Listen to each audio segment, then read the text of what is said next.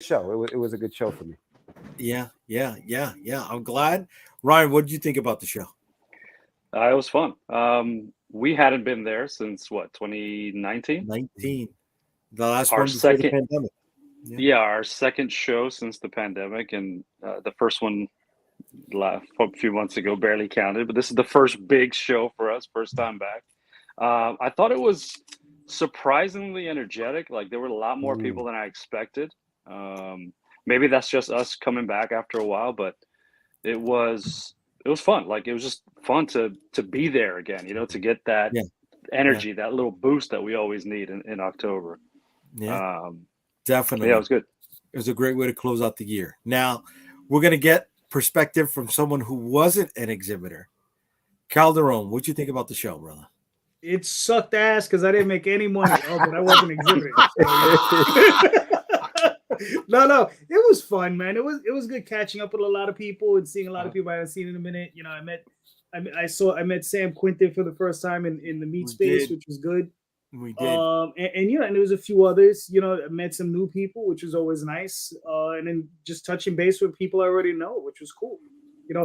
The only situation that had me a little sad was that there wasn't much there for me to buy. What? I didn't spend a lot of money, man. I mean, I bought something for Daffy. That was it. Okay. I would agree. I would agree. What? We normally do our walkthrough, right? We walk before 9, not 10 a.m. or whatever. Walkthrough is like, I'm going to come back here. I'm going to come back here. I'm going to buy something here. Right. Didn't get that this year. So maybe that's just me like not wanting to spend. But also the one thing that I do spend on, Sideshow, they weren't there. Oh, they weren't. Right. They weren't there. So, but Tamahashi Nations was there, and I know you are a big. You and your cousin Tony are big on the whole Star Wars melding with Samurai, and I know they had a lot more figures over there. I know at the convention, people were moving foil covers like crazy. That was one of the big talking points coming out of the convention, was that gimmick covers or foil covers were making a big show on the convention floor. And we had some. We sold a few as well. We didn't sell many. We sold 3. And I think the Vicky Sticks foil covers, right? The blood red foil variants. I feel I should have taken more advantage of the Reed Pop portal to tell people that, we had these I don't want to say exclusive, but these limited copies there. And the special variants and all that stuff. Special. Yeah. And that's one of the things coming out of the show, my gears have been turning on what can we do for next year. It wasn't even after the show. So this is Sunday at 1:00. So listen, for next year, we're gonna do this. It was the gears were like constantly turning throughout the whole show. Like we said, this is our first big one back. So part of that shaking off the rust was, all right, so are we gonna do things exactly how we've done them before? How is this space different from the previous year? How does the layout look versus the last time we did it? And what can we change? Is this working for us now? So we were doing a lot of that. And I think the iteration, even just over the weekend, pushed you to like, all right, well, next year we're going to do this. Next year we're going to do that.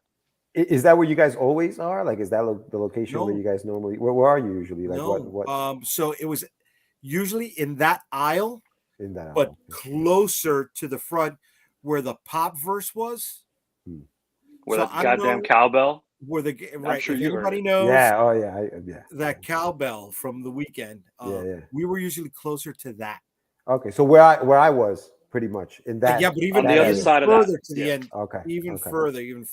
Yeah. But they did something different also, Jay. So that aisle that we were in, they had, I don't know if they shifted everything or they added an extra center aisle. So like, the edge of the low ceiling where we were at, we were closer to that edge so that you were basically the front line of the big open floor.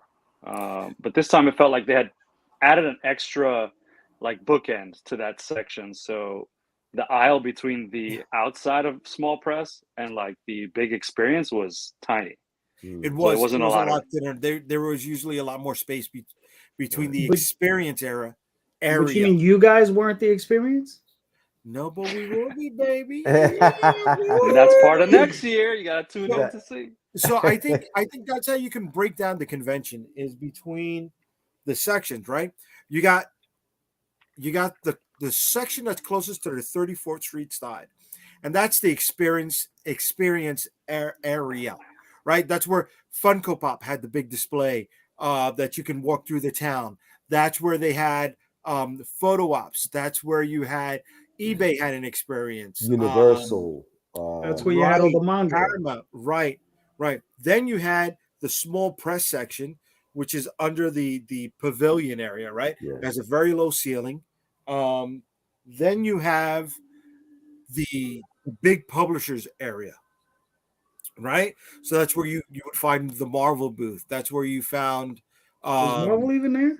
I don't Marvel think they was there. They were there. I The thought Marvel only had a thing I giant- saw, all I saw was the giant was it Shinuasha display, and the I'm giant not familiar. What's Shinuasha?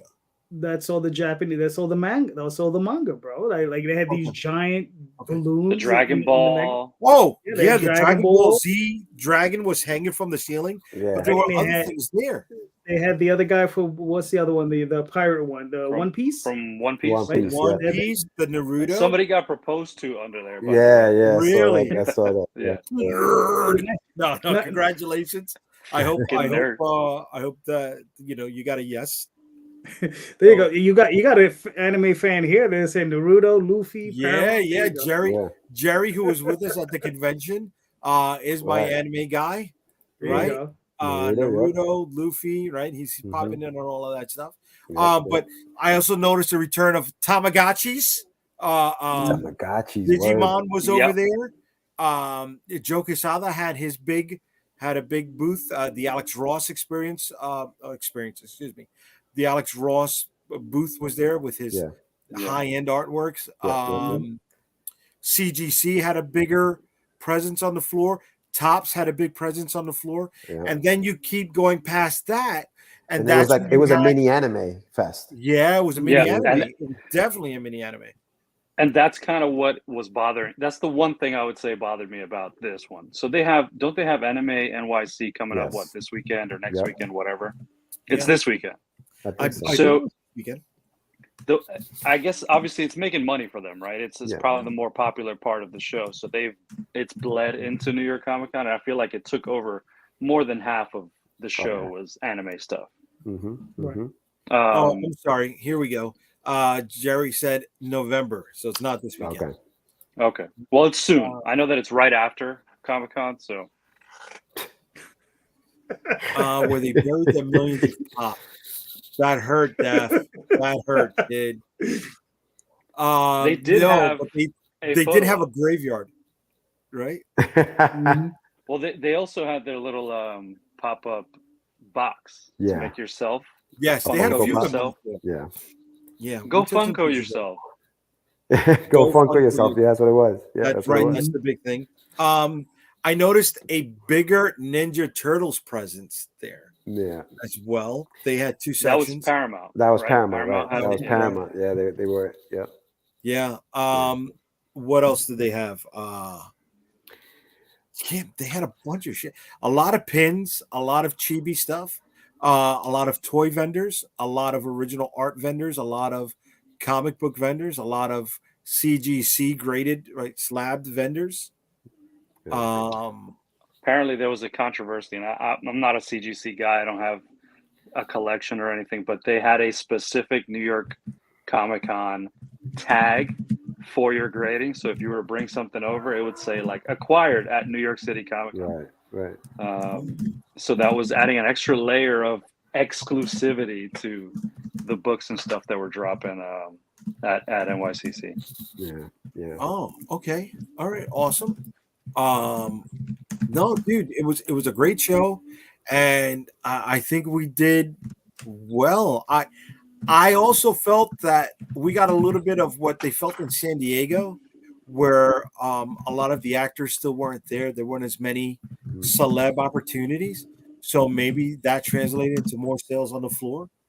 Maybe. You know what it was too? I think that, like, to your guys' point, the fact that there wasn't so many things for us to buy there kept me at the table too. It kept me behind the booth. It kept me kind of like, there's nothing out there for me to spend money on, so I might as well make money here. And that, you know, sometimes you get distracted by that stuff and say, oh, I got to go get a signature, or I got to go buy something over here because there's an exclusive for it or whatever. And there really wasn't anything that I was interested in, so I kind of like stood back and just kind of manned my table and did what I had to do. Right, and that's why you made your table back on Thursday. Yeah. Right. Yeah. We generally don't rush out to the panels and stuff. Usually, Jay will have one or two to be at. I don't really go to the panels. I feel like to go to a panel, you got to wait in line for a couple of hours if you want to get into anything nice, and then you end up wasting that time. So that would be a few hours wasted right there. But there was one that I went to that I had been looking forward to. And these are Jets fans up here above me, but so they may not care. But I remember this. So Eli Manning was at the show, right? And everybody's like, what the hell is Eli Manning doing here? Obviously, he's going to create some superhero with Marvel, whatever. But that was one thing I was excited for. So I went out for that. I did leave the booth for that. I immediately threw my jersey on and ran away. But as far as panels go, did you guys even know of any panels that were going on that might have been worth going to? Yes, there was a Kickstarter panel. There was a Marvel panel where they were giving out exclusives. There was an Image panel that was going on a Skybound panel. Yeah. So Kirkman was showing off the new Transformers and G.I. Joe stuff. He told people that this had been in the works for at least 3 years. Wow. So this wasn't a 1, 2, 3 thing. And I mean, Kirkman is a no spoilers guy, right? So to keep this kind of thing as close to his vest for so long, that takes a lot. One thing over here, Daphne, no, who was it? Oh, Carlos brought it up here. Okay. Another big spender at NYCC was COVID. They brought body space. Yes. But super spreader. Let me tell you something, buddy. Let me tell you something, Carlos. You know what protected me against COVID at this convention? My brother, we went through 4 bottles of this bad boy. He was disinfecting. 4.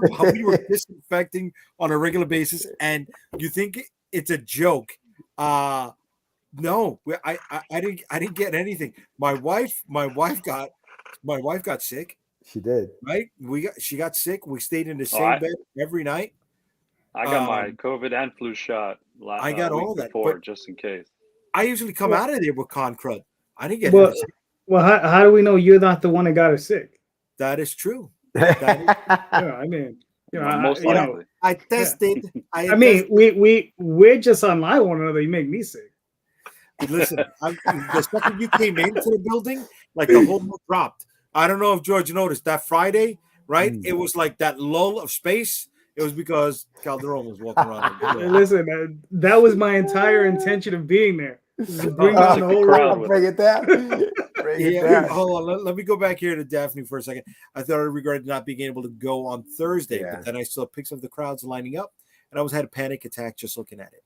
Yes, it was packed, but there were areas that were movable.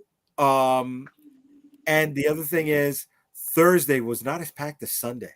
I think Sunday was the busiest day at the convention. I will say, having to come in on Saturday and Sunday as a peasant, like everybody else, not exhibitor. Saturday when I came in, there was no line at around 12. Absolutely no line. Walked right in. It was pouring that day, so that might have had something to do with it. But once you got inside, it was completely full. Sunday, I got there before doors opened, and it moved pretty fast. I mean, there must have been 3,000 or 4,000 people just in that little like underground, not underground, but like that little street section that comes through the 38th Street side. Yeah. At least that entire section was completely full. So that's at least 3,000 or 4,000 people, and we all got in less than 10 minutes. Damn. That's nice. So I think they had figured out how to move the bodies, herd us through. You know. Yeah, herd the cattle. Yeah, it's true. Sunday was actually my best day at the con. Yeah. Yeah, it was the best out of the 4. It was definitely the best one. Even before the fire sale, like the last 3 hours, we had a fire sale. Fire sale started around 12. You know, started by, God damn it. You see what happens when you get bombed? You know what I mean? They take over. But no, I think we did really, really good on Sunday. Sunday we did better than Friday, and Friday we did better than Saturday. Yeah. You know, for me, it was Thursday and Sunday. Thursday and Sunday were my best days. Friday and Saturday, they were decent. You know, we were moving stuff. But Thursday, and what I found was Thursday, when I spoke to people, it was their first convention. It was the first time at New York Comic Con. Okay. So they were just in there wide-eyed and ready to spend money because it was Thursday. They were probably going to be for one day. It was a chance to kind of like come in, spend money, say I bought something at NYCC. So a lot of people were willing to give up their money on Thursday right away. It was their first time, whatever. By Friday, you had the people who had done their recon on Thursday, knew what they were going to buy, and they were there specifically to buy what they were going to buy on Friday. So that's why I think that crowd. And then on Sunday, obviously, Kids Day, I'm selling a book that's kid-friendly, The Adventures of Wonder Duck. The kids and the parents were ready to buy that. So that's how it worked for me on Thursday and Sunday as far as sales went. Yeah. So Jay, can I ask you a question? Yeah. What would you consider? What was your best seller? Was it actual physical comic books, or was it like some of the other stuff you were selling? What was your best seller? I mean, we sold out. We almost sold out of New York versus the World #1, 100 units. Was it when you ask that question? Are you asking for number of units? Are you asking for the highest price point? Are you asking what we made the most margin on?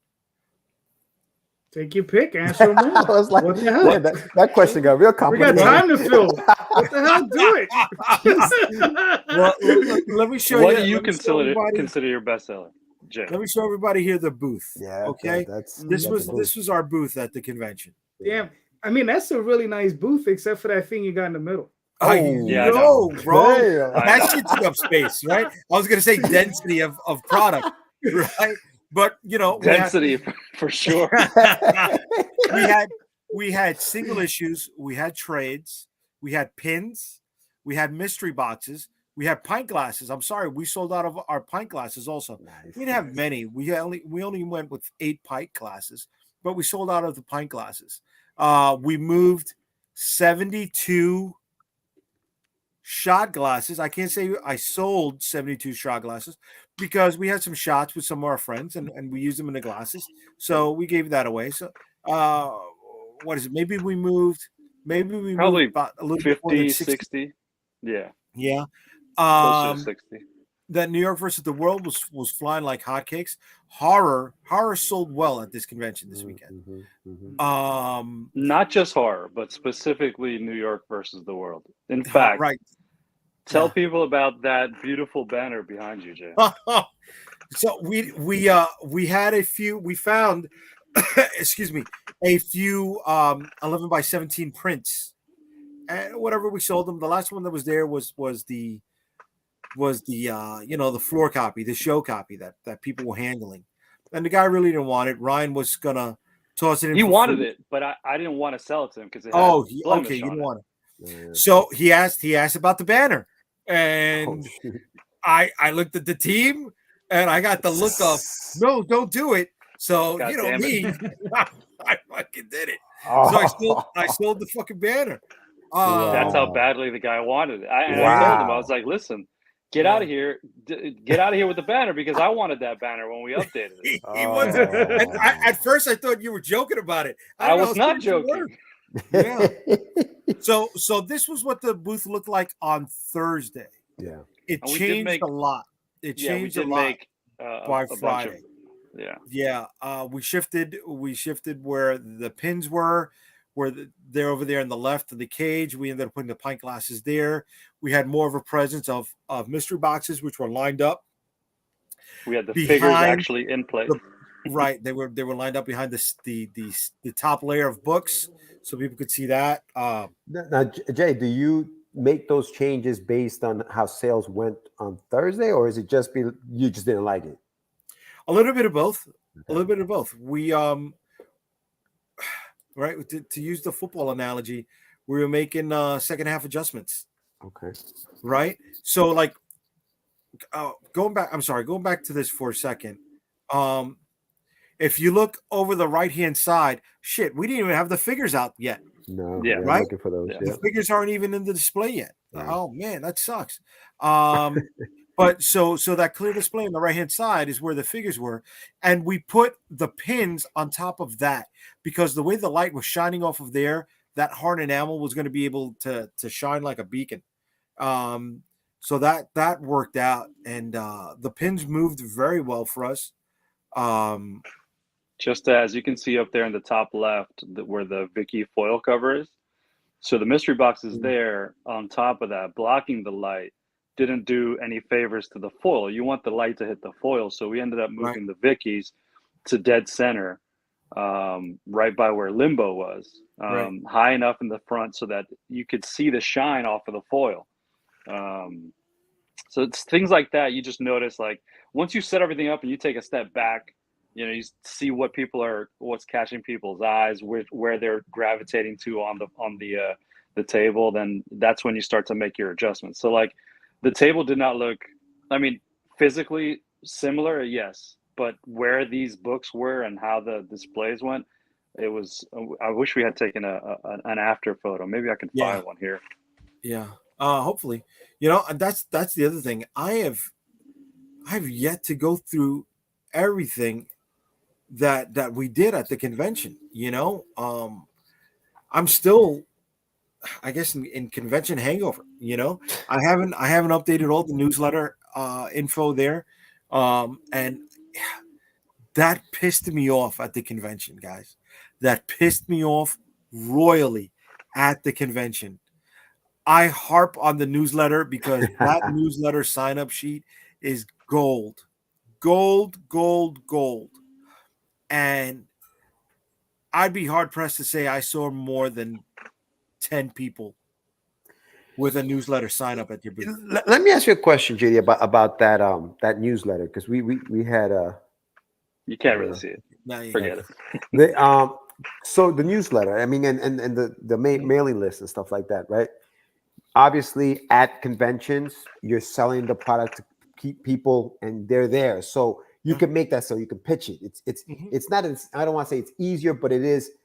You know, something that you are used to doing. It's easy to kind of like talk to people and convince them to buy your stuff. Yeah. When you're online, when you're doing Kickstarters, that goes away, right? It's all about the image they're seeing or whatever it is.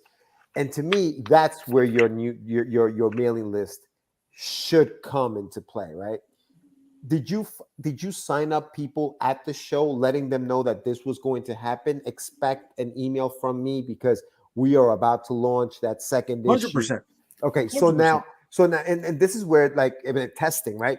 This is where this will be interesting, because if those people really were, you know, gave us, number one, the right email addresses, doesn't go to spam and all that other legible stuff, right? that It's legible, right? We can't. It should help the Kickstarter, in theory. Correct.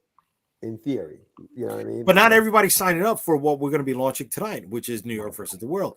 Some people wanted to know about more about the toys. Some people wanted to know more about different shirts that would have been in stock, right? Okay.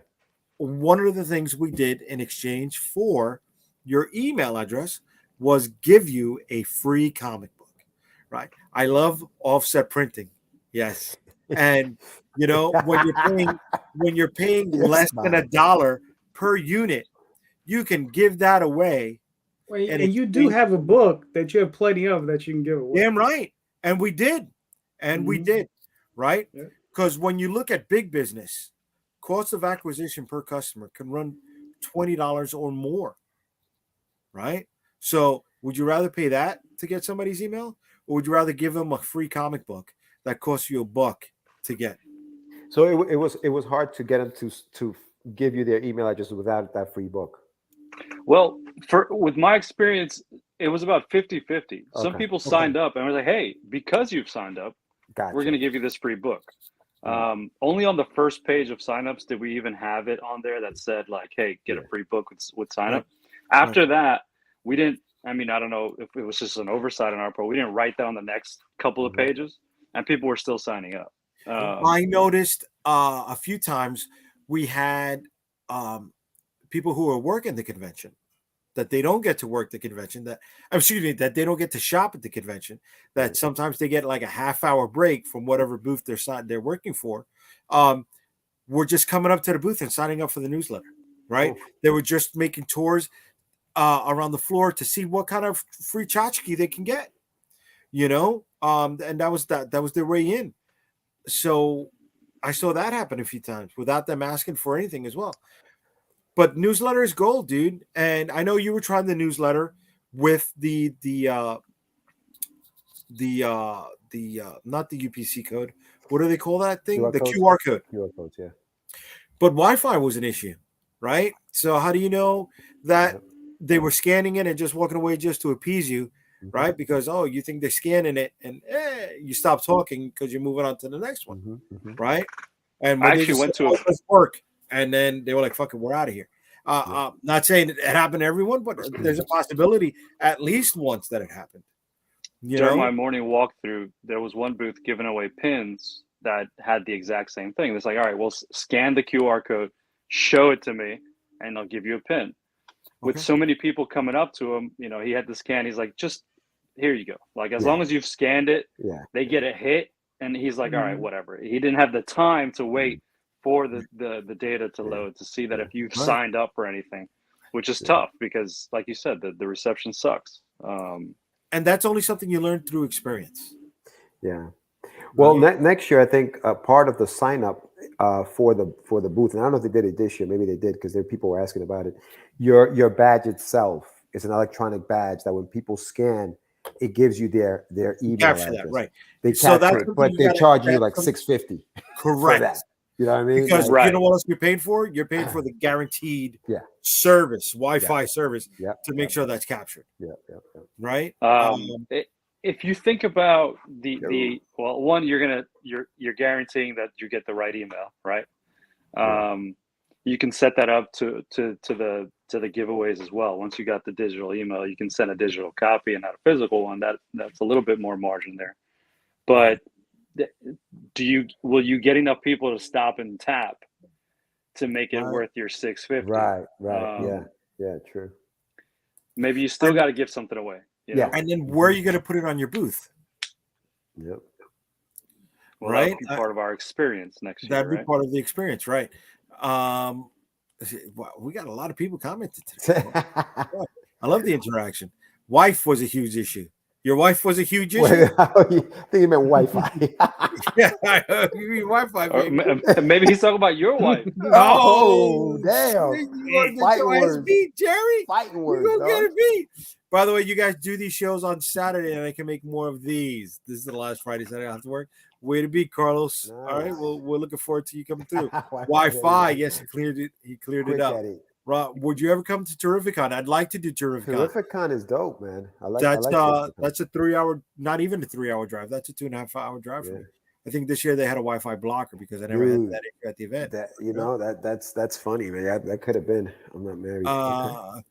Pete, I wanted to meet you at the show, buddy. I saw where your booth was, and every time I went by, you were rocking and rolling. So I didn't want to keep from you making a sale, man. But I wanted to introduce myself personally, and that's one of the things that we got to do in the show was meet people that we only know online, right? JD, I think you said it. You know, meeting Sam was fun, right? We don't get to see Sam like that because he's out of Kentucky. There was a lot of interactions, George, in the morning, right? Before the show floor opened up. We got to talk business with other exhibitors, share information, which was great. Henri, Rob. Henri was great, got to meet Johnny. Being able to talk shop is key, right? So it's like everybody goes to these conventions and they're like, oh, if you're not making money, it's not worth it. I think part of that is bullshit, right? Because there's other goals you need to set. I mean, is it expensive? Yeah. Fuck yeah. There's no denying that at all. It is expensive. Yeah. It is expensive. but you're not going to get the interaction or the visibility anywhere else like this. You know, we had a bunch of interviews, but in the past, because of the New York Comic Con, I was interviewed by BET. I was interviewed by New York One. I was interviewed by News 12. I was interviewed by Fox. I was interviewed by BET. ABC. I was interviewed by Newsarama when that was still a website. Don't forget BET. Oh yeah, you didn't mention Also? BET, local. Really? But how about BET? You were on BET. No, BET's done? Wait, you were No, interviewed I'm with BET? saying I didn't know that. Yeah, I was not, on 'cause you mentioned it. I I was on think you 106 just brought him Park. back to life. You mentioned him When 6 were times. you? Yeah, when were you on BET? Oh, you a motherfucker. Now you're gonna make me look for the shit. Now you're gonna make me look for the shit, bro. I was on BET, bro. And New York One. But I'm just saying, man. just don't You forget know what? BET. You know what? Go to Unstoppable Comic on Facebook and look through the photo album. If you got the time, you'll see all of that stuff in there. Okay? All right? With the fucking little TV tag on the bottom. You fucking prick bastards. All right? Shit. You know what? You know why I was interviewed by them? You know why? Because I come to shows with presences like this. Okay? Oh man, We had a presence and a half, baby. A presence. That's crazy. Well, Okay. I mean, So, you know, any spot you stand in. A gravitational presence. is a presence. You're my mind, kid. You're my mind. Man. Let me go through some of these comments because the BET thing got everybody chiming in. All right. So last thing was Jerry with the Wi-Fi. Rob said, "Would we do Terrificon?" Yes, I'm down for Terrificon. I think this year they had a Wi-Fi. Okay, we said that. Pete said, "All right, okay." Never. I love Glenda. Thank you, Jerry. We know you do. You needed a comma in there. Watch out, Ryan. Pete, the hotel is what kills me at Terrificon. Okay, I didn't know it was that expensive, but for one night, it's a 2-day show, right? It's a 3-day. I think it's a 3-day show. Saturday, Sunday. 3-day show. Yeah, Friday, Saturday, Sunday. You know what it is? That you got to book that hotel early. If you book that thing too late, bro, those rooms are crazy. We usually stay off site though when we go. Okay. Rob, let's be unstoppable. Way to be, Rob. Pete, yeah, fat guy was a little busy at NYCC. Sorry, miss you, bro. Don't worry about it, Pete. The only time I was able to get away from the booth is when I had to go pee, and I used that path to go through. So I was sold Wi-Fi for vendors was $400. One line. Unless you bring your own hotspot, right? So let's see. Did you forget BT? Here we go with the BT again. What about BT? Everybody climbing in with the BT. Yo, what about BT? Motherfuckers. All right, where's Telemundo? Telemundo was not there. All right, those are the women who do not need to cosplay. We will say that right off the bat. They are hotties, baby. I didn't even get to pee much. I'm so sorry. I hope you held it in for as long as possible. There were some days, I took the elevator upstairs to the exhibitor bathroom, and I was in my glory, kid, because going through the cosplay section to the exhibitor's bathroom was going to take about 30-40 minutes. Yeah. That was a pain in the ass. But I mean, guys, it was just fucking crazy. Yeah, I mean, I'm excited. I'm coming out of it excited. You guys, I know Ryan knows we were in DC together, and that was not the experience. Wait, DC wasn't good. No, straight up. I mean, there are probably more indie comic creators on this screen than there were at that show. Damn. Yeah, that's seriously. Unfortunately, I counted 6, and I don't know if all 6 were actually selling books. There were print jockeys over there. I won't say that they weren't. There were definitely print jockeys. Wow. A lot of Lego minifigs. Rob, I'm sorry. Telemundo, a lot of Lego minifigs. Telemundo was not there. You know what? I don't know if they were there. They didn't come by my section. BET did though, right? Cypher on 106 and Park, yes. Laurie, hello, gents. Just what up, Laurie? Pete, Awesome Con, yes, Awesome Con, dude. Awesome Con moved up So they were in June last year. They're going to be in March this year. I'm definitely not going to be doing March. I have other things. I'd like to maybe do Dallas Fan Expo. I got a buddy out there. Not saying I'm going to crash with the buddy that we share down there. I got family out there too. But when is that? When is that? That's like in June or something? I think it's in June. The Comic Palooza is another one that's out in Texas, and that's Memorial Day weekend. But is that in Dallas? I think it's in Houston. It's in Houston. Okay. Yeah. No, Memorial Day weekend is always Puerto Rico Comic Con. Oh, is it? Yeah. You going? You going there?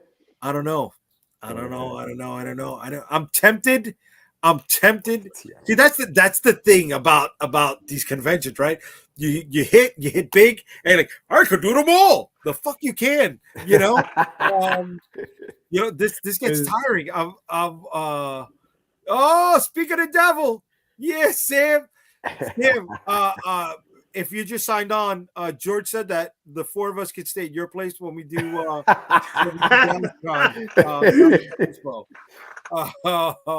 anime shows. He's trying to pivot and do more anime shows like Otakacon. It's Otakon. Otakon, okay. Anime Matsuri, Holomat, and Katsucon, etc. Okay. What else we get? Before COVID, I was doing 40 shows a year. I was doing 5 shows a year. And that was a lot. That was a lot. My shed is big enough. Way to be. As long as it's insulated, baby, we're good to go. You could get a booth outside of a Bad Bunny concert. Oh, wow. Okay. And the Sam is cracking up. But you get addicted to doing these shows, and you think you can do them all. Logistically, you can't. Financially, you can't. Expenses rack up. Yeah. The reason why we can go big at New York Comic Con, is because that is home field advantage for us, right? We can spend more on the presentations. We can spend more on the floor presence, and we could have spent a lot more on the floor presence and still not gotten anywhere close to the expenses that racked up for AwesomeCon in DC. Well, yeah, I mean, because you eliminate the hotel, you eliminate the travel, the shipping. If you're shipping your stuff, I mean, you guys, you see what you're putting up there. So, was that your setup at AwesomeCon too? Like, at AwesomeCon, was it that? No, because I had a 10x10 inline booth. Okay. Yeah. I mean, 10x10 sounds like a lot of room. It was a lot of room. It's deep, but it's like unusable space unless you're making like a 3 6-foot tables that people unless you were doing a horseshoe. Like, it's not. Gotcha. Yeah. You're just sitting really far back from your table in the middle. You gotta get really creative with that. Do they give you a table? Because sometimes those 10x10 booths just give you the space. No, they gave us a table. Yeah. They gave us a table, yeah. And that's another thing. I saw people who had corner booths and only had one table. You need to round that out. You need to. You're right, but you saw what happened to you that Thursday morning, right? If you're sticking out too far out, these animals come by in the middle of the night and knock everything out because you're standing outside of the parameters. And they don't give a crap. Your stuff, you come back and your stuff's on the floor. So you got to be very careful about how your tables are fitting, because if it's in their way, they'll 100%. Now check this out. Pete brought something up over here, right? In spite of everything, we were squeezing 5 to 7 people in a hotel, and it worked out expense-wise. Way to be on that. But he said this: 10 by 1 by 1. Always remember you have to build up. Now, I am surprised. Ryan and I brought this up. In the contract, they made a big deal to highlight, at least with me when I was reading it, that you can't build past the 10 feet that you have. And we saw quite a few people in height-wise, you're talking about. Height-wise, we saw quite It wasn't even 10. It wasn't even 10. I think it's like 8.5, the height. Yeah. So I don't know, and Ryan was telling me to push the envelope, but I don't know if that's something that's going to come back to haunt. I didn't want my first show back at NYCC. You have to read here we go. You have to read the contract and look for that specifically. Yeah. Yes. So The only issue is like, all right, well, we didn't do it because we were following the rules, and others were literally touching the ceiling. I mean, it had to. This Right, one guy had because to have 18 feet high banners. right, because it also has something to do with the union rules at the Javits as well, right? If it's built past a certain height, then you incur the charge of the union. What? I'm So usually did the entry union from- not walk through on Thursday? I don't know. Friday, Well, Saturday? they definitely walked through when they knocked over our display. Sure did. Wednesday night, So yeah. hold on a second. Matt Campbell, Art. Matt, last time I went to NYCC, a table cost us $2,500, and it was like selling lemonade on the freeway. Listen, I will not deny that. We had a quarter booth, and it cost us about $1,700. So going back to Pete, yes, the union rules, and then they have to build it. Okay, so it's usually semantics. You know what I'm saying? But I didn't have any equipment to bring us that high, anyways. So that's why we didn't take advantage of that. But I mean, I can't say enough about the show. I was psyched to be back. I was psyched with the crowds. I liked the way the traffic moved. Every day, yes, there was a lull between 3 to 5. Whether it was people being tired or whether there was a panel going on. We always heard the Marvel booth cheering, people rocking and rolling over there. Cosplay had that upper section, like I said, away from us, which I thought was great because you did not have them parking and taking pictures in front of your booth, putting stuff down on your table to take the photo. I know what you mean. Yeah. So one of the shows bathroom. Yes, there was an exhibitor's bathroom. We were fancy, bro. We were taken care of at this show, apparently. Damn right. Nice. Damn right. You can put the photo up stuff and build up. Okay. The lows were great because I got to eat. Yes. The lows were great because that's when I got to use the bathroom, dude. Talk about the popcorn. That smell of popcorn. They pump that smell through the AC, kid. They make that shit addictive. Yeah, for sure. The lines, I think popcorn was the best seller at the entire convention. I didn't see much else, honestly, on the floor. I know that were at the other end. Yeah. They were in the back, like Nathan's had a presence there. They had food trucks on the outside, driveway. ATMs were an issue. People didn't know where to find the ATM. Usually they were in the back corner by where Funko Pop had set up. Right. I don't know if they were there. No, they're in the opposite. The opposite side. The 4,000. Exactly. They were there and they were all lined up back there. And I felt like that's where they all were. Like, I'm like, damn, you're gonna walk all the way back there? And it was crazy getting back there, but you couldn't even walk back there at some point. Yeah. Oh, look at this. Jerry said they had multiple signs about not stopping for photos.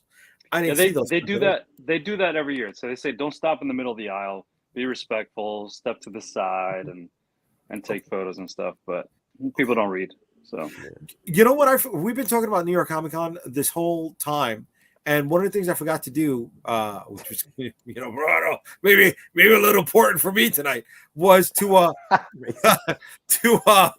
launch my fucking book. So you were just warming up the crowd. That's all. To launch the book. So you know what? Let me show everybody that we got our zombie book, New York versus the World, which is launching tonight. We're gonna run it for a quick 3-week campaign. Okay, there we go. Here's the thing. Good news: the project has been approved, and let's go. I'm ready to launch this bad boy. We're looking to raise $2,500 by Saturday, November 11th. At 7 p.m. Eastern is when it closes down. Excuse me, Pacific Standard Time. Excuse me.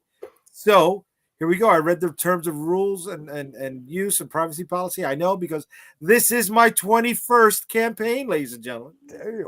Forever 20. I'm a seasoned individual. Did we launch? I hit the launch. There we go. All right. Congratulations. The project is live. All right. Who's gonna be number one? Let's see. So here we go. We got our Yeah. zombie which is a great Balloons seller are amazing. in New York City.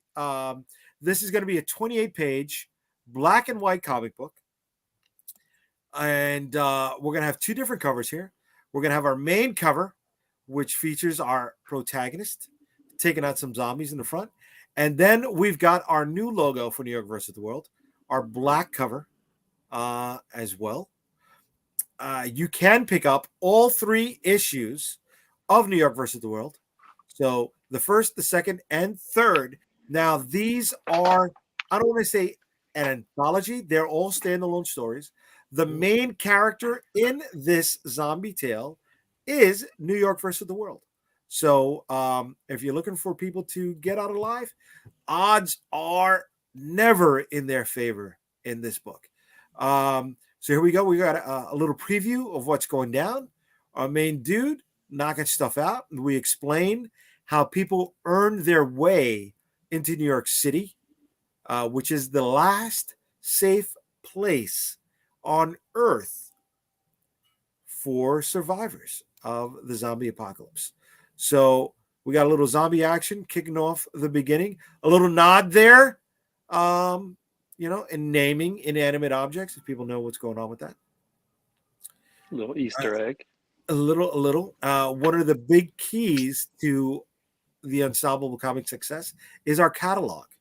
And if you are someone that is only digitally minded, you can pick up the entire digital catalog for New York versus the World for the low fee of just $70. I believe if you get everyone now digitally for $3 a pop, it's approximately $98. So you're saving yourself $20 and change. We got 2 T-shirts that are going to be available with the campaign. At least 2 T-shirts right now. One of the big sellers for us at New York Comic Con was this enamel pin that you see I've got on my hat right here. It's a 1.5-inch pin. It's got 2 posts. I was told that they're called post, the pins in the back that secure it.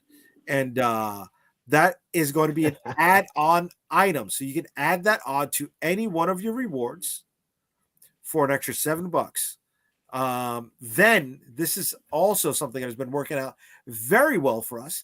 And we give a gift out to anyone who has backed our campaigns before. We don't have a frequent flyers club. We don't have the little business card that you punch 7 times to get your free coffee, right? But what I do have with 21 campaigns are a ton of previous backers. So it does not matter what you have backed from Unstoppable Comics before. If you are coming back to say thank you, you're going to get a special holochrome trading card that will be shipped in a hard plastic top loader.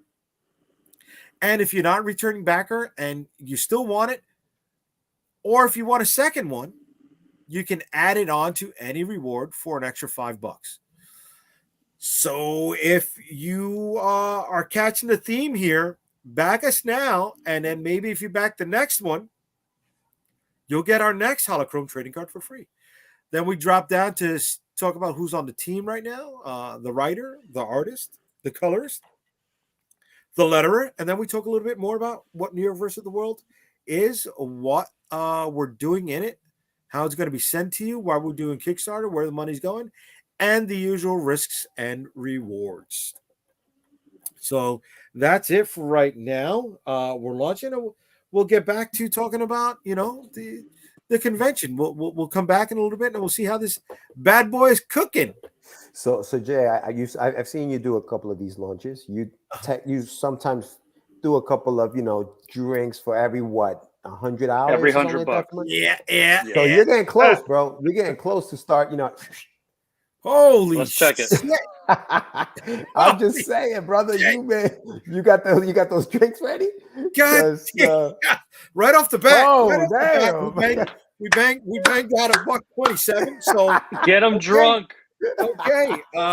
Here we go. It's the Jack, and you're not getting, but this is what kept me from getting sick at the convention. And thank you to everyone at the convention who celebrated with me, because I also celebrated my L'chaim Salute. I also celebrated my 48th birthday. Yeah. 57th. God damn, son. God damn. How many? 47. Okay. 47. I'll So get you some anyways, of these. here's the shot. Here we go. All right. All right. So every $100. All right. So Every let's, $100, we're gonna be dropping that out. I'm trying Ryan, to you get know some what? balloons for you. Ryan, I can't get the balloons going. I'm gonna give you the single here, Ryan. Do me a solid, buddy, and show that pin. Give a close up on that pin there. All right. You're gonna eat it. Yes. There you go, baby. So that is the hard enamel pin. Like I said, it's going for 7 bones. You can add it on to any reward. I see there's 2 posts. I think it's money in the bank. 7 bones, huh? Pun intended. Nice. Yeah. Well done. Oh, well you done. look at that. You look at that. Oh, and we got another homie stopping by for the night who is coming out of a convention today as well. Marvin, what up, kid? What up, Marv? What up, Marvin? I don't have any. Where's my video? There we go. There I am. Yeah, I'm here. You made it. What's What's up? up, kid? How we doing? Oh, good. How are you? Everything good? Drinking already, huh? Yeah. Well, we're doing good. But you know what? We got a bunch of people also chiming in still. So Marvin, I'm sorry, but we'll get back to you in a second. I gotta say what's up to everybody who's chimed. Holy shit, there's a lot of stuff here. Okay, so last thing we said was Only 45. No stopping for photos, right? So here we go. We got Pete coming back. Pete, I saw ATMs by the Starbucks out front. Yes, the ATMs were maybe 1 or 2, but there's usually a big bank of ATMs, maybe like 8 to 10 at a clip. So here we go. Philip, what's up, Philip? Should have had an ATM in the front lobby. Yes. Yeah. Philip, I got to see you briefly at the convention. You were hanging out with your buddy Eric. Yeah. Pete, I missed the Chinese food guy bringing me the menu and delivering What? food to my table. What? That's hilarious. Yes, that's one of the funny things. Every year, somehow, without a pass, the Chinese food delivery guy would get into the convention and would drop menus at everybody's table. But when he would deliver the food, you'd have to go back outside. You'd have to tap out your badge to pick up your food. Problem is, sometimes you didn't know if you were grabbing your food or somebody else ordered. So that was still a crapshoot. But yes, I didn't see him. How the fuck did he get into the convention? All those other guys without a badge. I don't know. So that was Pete saying that. Here we go. Wi-Fi Comics ATMs at every con are a pain in the butt. Yes, they charge you major. Yeah.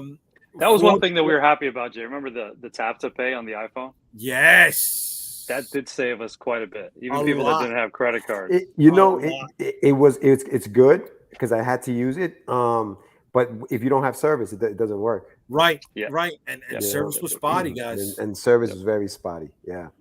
Cash Service is still was king. like shit, you know. Let me see. Then we got Pete, foreplay, bro. Foreplay. Way to be, baby. I'm only here for the book. Way to be, Jerry. Did someone take a shit on the show floor? I don't really want to. I was hoping. Thanks, David. You had to be the one to say it. We don't know if it was a person or a service animal. Yeah. No one saw it happen. All right. Now, if anybody knows about the Javits Center, you know they got as many cameras in that place as a Vegas casino. So I'm pretty sure they know who did or didn't do it. Who done did it? Kept me waiting for an hour. Yes. You're gonna stay. You're gonna stay here. Don't leave, Jerry. Nice looking art. If you're ever looking for a cover artist, hit me up. Way to be. Thank you, Matt. The pin. Damn right that pin, baby. Damn right that pin. Sam back. Thank you, Sam. I'm in and I got the pin. Way to be, Pete. Thank you, buddy. Glenda stop him. The drinks. I dig All the she title. does is bring the water later. That's all. There you go. She's gonna bring me the water. I dig the title too, Anibal. Shit, I would have come on. Oh man, I would have sent you the link. It was a police dog that took the dump, and it was at night. There you go. Thank you, Pete. Thank you. Yes, so there was the bomb sniffing dogs. So maybe it was that. And it happened, you know, but whatever, guys, it's the New York Comic Con. You know what I mean? Listen, they were talking about the shit on the floor. Nobody was talking about the naked titties. Enough to be said about that. All right. Tig old biddies were out there, baby. They were someone was hanging loose, brother. Someone was hanging loose. Well, what about stuff that was hidden, Jay? Like a certain celebrity walking the floor dressed as Bluey. Oh yeah. Mr. Daredevil himself. And you know what's crazy? Even in the picture, like it's hard because Bluey has that like nose triangle in a different color. It's still hard to tell. Yeah. I don't think I would have even recognized him unless he was standing right in front of me. Me neither. You're right. That was a hell of a cosplay. Yeah, well, some people did recognize him, I guess. They said only like 3 people took pictures with him. Right. And it was somebody. Yeah, I mean, one was in an Electra costume. She was in an Electra costume, so obviously she knew, probably a super fan, and spotted him. But probably. I mean, how could you tell, right? Yeah. Just a random person walking by. Hey, it didn't make. I don't know what the getup was. He had some kind of soccer jersey on. But Bluey, I don't know. I wouldn't have gotten that one. You gonna find a picture for it? No, I couldn't find shit. It's okay. It's all right. All right. Fair enough. He was there. People know he was there.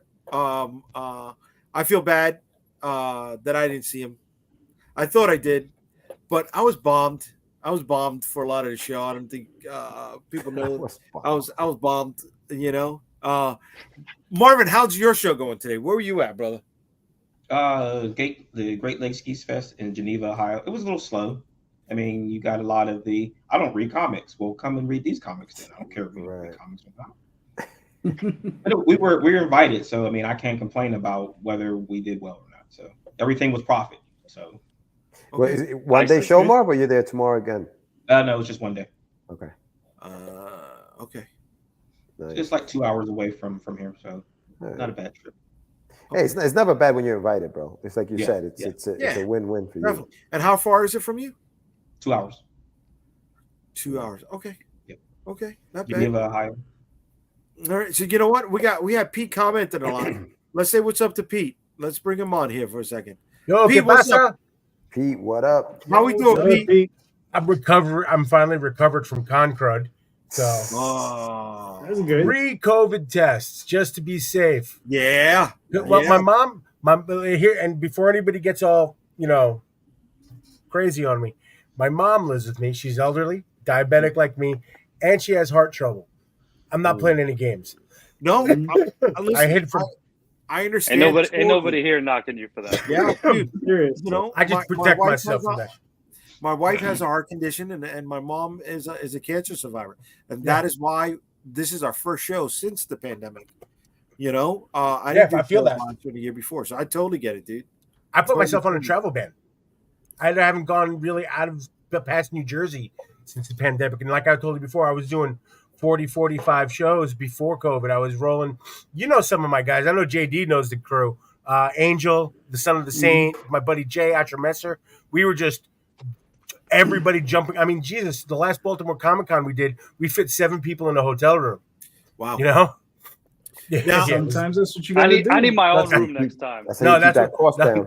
No, bro. 7 people in a $300 a night room cost. I bet you one of them was not JD snoring his ass off. Look, I don't know. Look, I'm not gonna. I can't be that guy because I'm probably I'm number 1 or number 2 on the snore list, unless you know.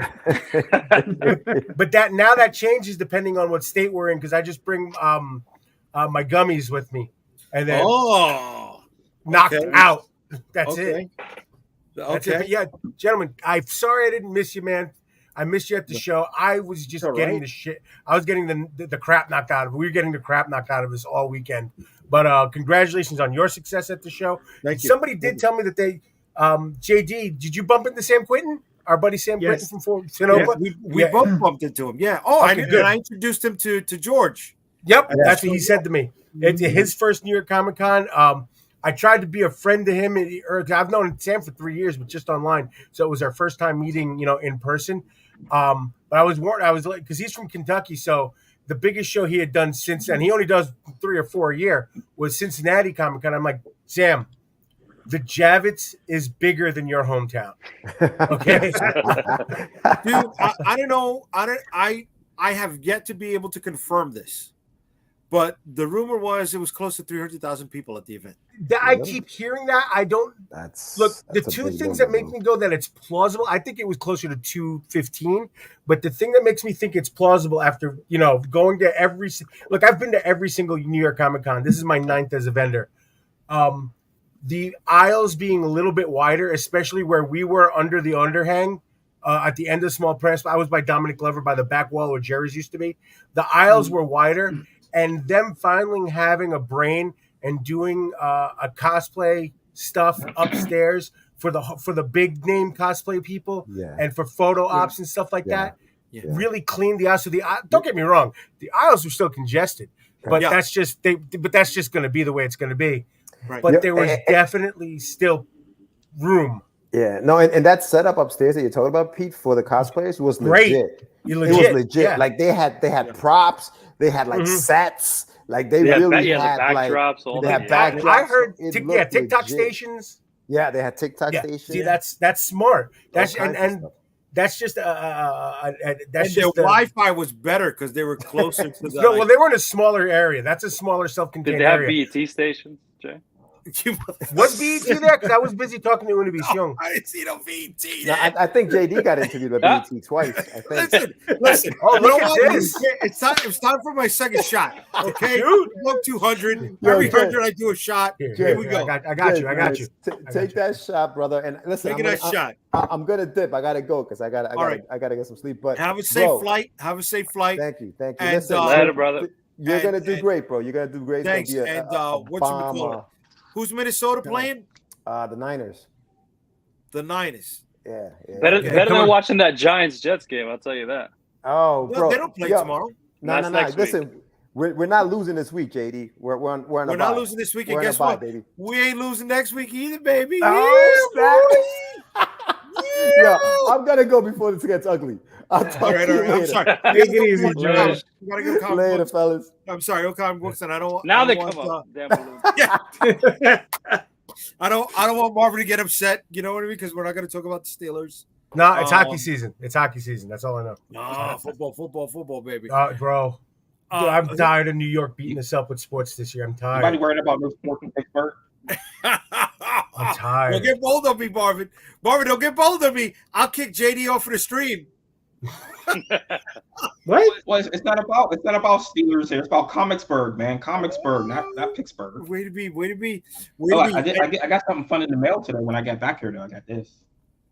Oh, nice. Way to be, Tom. Nice. That's great. That's a great looking packaging on that. I haven't got mine yet, Tom. Yeah.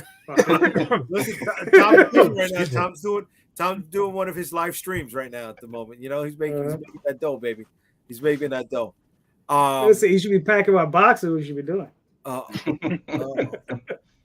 That's something I hope to be doing soon because we're still waiting for books to come in on my last campaign. Calderon knows about the people that are taking a little too long to print up my stuff, but they're coming in. They're coming in. But yeah, guys, the event was just killer. It was just killer. I can't say enough about New York Comic Con. I did not expect it to be as jumping or for us to do as much business as we did at the con. Look, I'm gonna be real with you for a second though, if I may. You have the hustle, okay? You can just sitting in this room. I know everybody in this room has the hustle, has the talk. Maybe it's the New York, like you said, like somebody said, it's hometown. So we have that New York, because I heard somebody goes, "Oh, well, all you guys, I could tell who lives out here because all you guys have that hustle, like you're trying to hustle anybody on the streets." No, we're trying to make $1 because it's damn expensive here. We're trying to make $1. I literally will sell my shoes. At New York Comic Con, I'll sell a table. You want my banner? Cool. Wow, you want my shirt? No, we sold the banner. Yeah, that's what I'm saying. Yeah. We sold the banner once a couple years ago. I will sell anything, and you have to. It's a sales job at that point. You've already done the art. You are now selling every little thing that you have. Like the people who are complaining about not making money, not being busy or not being this. It was two kinds. It was two types of people. Either the people that were there on their phone the whole time, that were there for a vacation, Yeah. Okay. Oh, we're gonna see the Empire State Building. We're gonna do this. We're gonna do that. Yeah. Okay. You didn't make any money because you were looking for a vacation, or you mentioned them before. Sightseeing. The print jockeys / art reps that would just put up 1,000 prints. I have prints, but all my prints are mashups. The majority of my stuff, I have comics and I have the paintings. My paintings are one of a kind hand done. JD see my setup, but I'm talking about the guys who are 25 feet high with metal prints, 2 for $75. Yeah. Of course, you're not making money. Yeah. No one here is that stupid. Well, it wasn't just them. Ryan and I noticed that there were a few people. I hate to use the word jealous, but say it because I heard it. Yeah, we saw the glares when we were doing business. You know, you mentioned Dominic, right? Dominic's a beast. I met Dominic. He's a beast. Dominic and Sean were fucking cool as shit. Yeah, Sean's cool too. Yeah, you know, they were to the left of me, and then I had. Oh, we were just by you. Yeah. Because I was directly. I was facing Dominic the whole weekend. I was passing by you every time I went to the joint. And I had Ron Miltz from California and Blue Wave Productions. Was it Blue Wave? I think so. I think it's Blue Wave or something Wave. Ron, Roth, and Chris, they were cool people. And you know, it's not just the hustle, but you gotta understand that there's a certain way to do business, right? And the three of us, we were finding ways to bring people to stop. We were understanding when you're doing business, you don't poach somebody's custom. Oh, Calderon, that was happening. You don't poach. I saw it. Poach. Who was you poaching? Let them finish their spiel, and once you finish their spiel, you understand. You give it a beat, and if they move on, that's your opening, and that's fine. You know, as long as you understand that with everybody, I love catching the glares from people who hate the fact that you're making money. Number one. Number two, the Dominic we're talking about, folks, is Dominic Glover. I have no problem giving him a shout out. The guy is an amazing beast artist, one of the nicest people I ever met. This is the second year I was directly across from him. His stuff is magnificent. I follow him all over TikTok, Instagram. Find him. His stuff is absolutely magnificent. He always had a crowd. He knows exactly how to create his stuff and then sell his stuff and market his stuff. The guys. So when I see that going on, I don't get jealous. I write stuff down. Of course. I take notes. I take notes. And if you're not doing that, then you don't know how to elevate your game. Bottom line. That's what was hilarious because oh my God. We were talking about how the guys in Exos, Chris, Ron, and Raph had the greatest way to stop people. And I was like, God damn it, you're beautiful, and I'm jealous and hate you all at the same time. Because he was telling people as they were passing by and they weren't looking, he was only using it for that, right? If he had he wasn't doing it, right? He was just calling them out. He was like, oh my God, you know who you look like? And then when they stop, he goes, you look like somebody who's ready to find their new favorite comic book. That's hot. That's beautiful, dude. Oh my God, I hated it. You're gonna hate me then. You're gonna hate me. Same thing. They're not looking, but they're wearing. I know I have I have a SpongeBob Grand Theft Auto mashup print, right? Which sold out, by the way. I see somebody with SpongeBob, or look, hey, I have that portrait. What? Look back there, or I have, point it out, start a conversation. Because worst case, you start a conversation with somebody. I end up having 50 million Doctor Who conversations because I love Doctor Who. But I had a problem, and it wasn't really a problem. One of the booths to my left, past Dominic, Bun Leung, our buddy Bun. Yeah, Bun. Okay, Bun is he might be a little bit younger than me, but I consider him a mentor, and I love getting advice and ideas from him. And we're also from the same neighborhood. I found out we're both from Brentwood out here on Long Island. So is his wife Pam. But so shout out Bun. I want a t-shirt in my size. 100%. I know it's going to be weird seeing a Bun Leung t-shirt this big, but I want a Bun Leung t-shirt. We will trade one of these days. It'll happen. But there was a booth that had an exclusive toy, so they ended up doing a queue 3 of the 4 days directly through our aisle, which is very weird. So I'm sitting there going, well, I was pissed for like 10 minutes. I'm like, shit, this. Then I was like, wait a minute. I've been bartending for 30 years. I know how to talk to like people ask, how can you draw and do sales at the same time? Because that's what I do. Because I'm used to talking to 15 different people at the same time. You know, that's why I always have. Yeah, that's why I always have a huge crowd in front of me. I can do 3 different things. I can take your tap, pack your prints, sign something, and do something else all at the same time. I have no problem with it because that's what I do when I'm at work. So I see this line and I go, okay, you know what? Okay, opportunity's knocking. Let's answer the door. I legitimately sat there. I ran it by my partner because I got Brendan, my tag team partner, there, making sure he's going to be cool with it. He goes, I love it. Go for it. I turned around. I looked at, hey, everybody on the line. Thanks for standing on the line. Thanks for looking at my stuff while you're standing there. I see some of you looking. I see some of you looking at the stuff. If you see anything you like, but you don't want to lose your spot online, I will DoorDash my art to you on the line and make the payment for you, everything for you right there. If you need anything, I'll come to you so you don't lose your spot online. People chuckled. People bought. I'm with you on that because that's how we used to do it. You got to hustle. Where we were positioned before was directly across from Funko. When Funko was where Paramount was this year, right? So we were directly in a cross, right? So that's a big spot. Diagonally. Right? Diagonally. Right. So we were there. And while they were waiting online, man, I had these shot glasses with one of our characters who's from Puerto Rico, and we had him with the flag in front of it. And the whole gimmick was, you know, you may not be from Puerto Rico, but I'm sure the rum you drink is. Give it a good home with our shot glasses, right? And if I want to buy one right now. If I caught you with that and you were on the Funko line, just like you, hey, don't lose your spot. I'll come and bring it to you. Yep. That's how you got to do business. This is an expensive show. Listen to me very carefully. The next time I do my show at the brewery, or next time because I do shows at bars. So the next time we do that, bring your shot glasses. We're going to do a whole thing around you, okay? You're coming. We're going to lock you're just it gonna in. walk around. You're just going to walk around with a bottle of liquor and the shot glasses and sell stuff.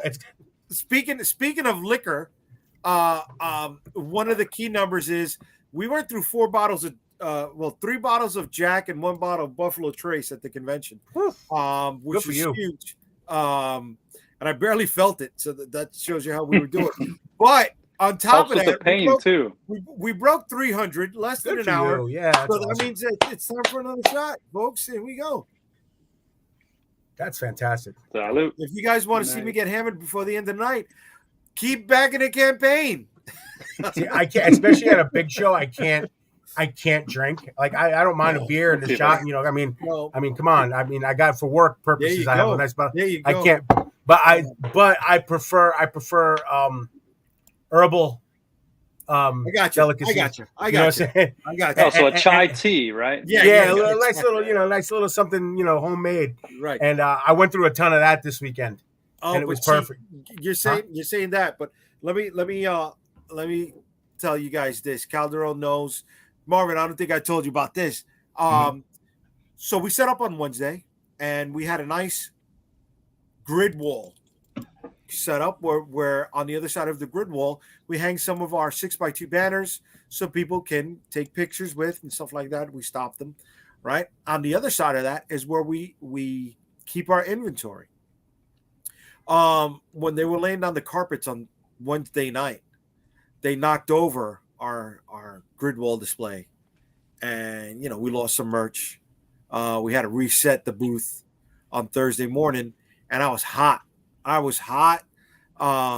It took me maybe about an hour and a half to rebuild everything and take care of some other stuff that I had planned to do that morning. So I lost, about an hour and a half worth of sales. Then from then on, I usually don't bring out the bottle until we make our table. Fair. Once we make the table, okay, game on, right? Because I was so hot, I was just like, fuck it. So I cracked open the bottle. It was, 11 o'clock? Between 11 and 2:30, I had done 9 shots. I barely felt it. I was like, holy shit. Because I was just so hot. I needed to even out. Good thing I wasn't driving. Yeah. But, it also helps your feet. I was saying this as a joke. But you're on your feet about 11, 12 hours at these conventions, guys. And, the chairs, I don't like to sit down. I get yelled at for not sitting down. You need to rest. But I don't like He to. bought this fancy stool Yeah. that I thought was for me, that it kind No. of perch on like a gargoyle and see over the table.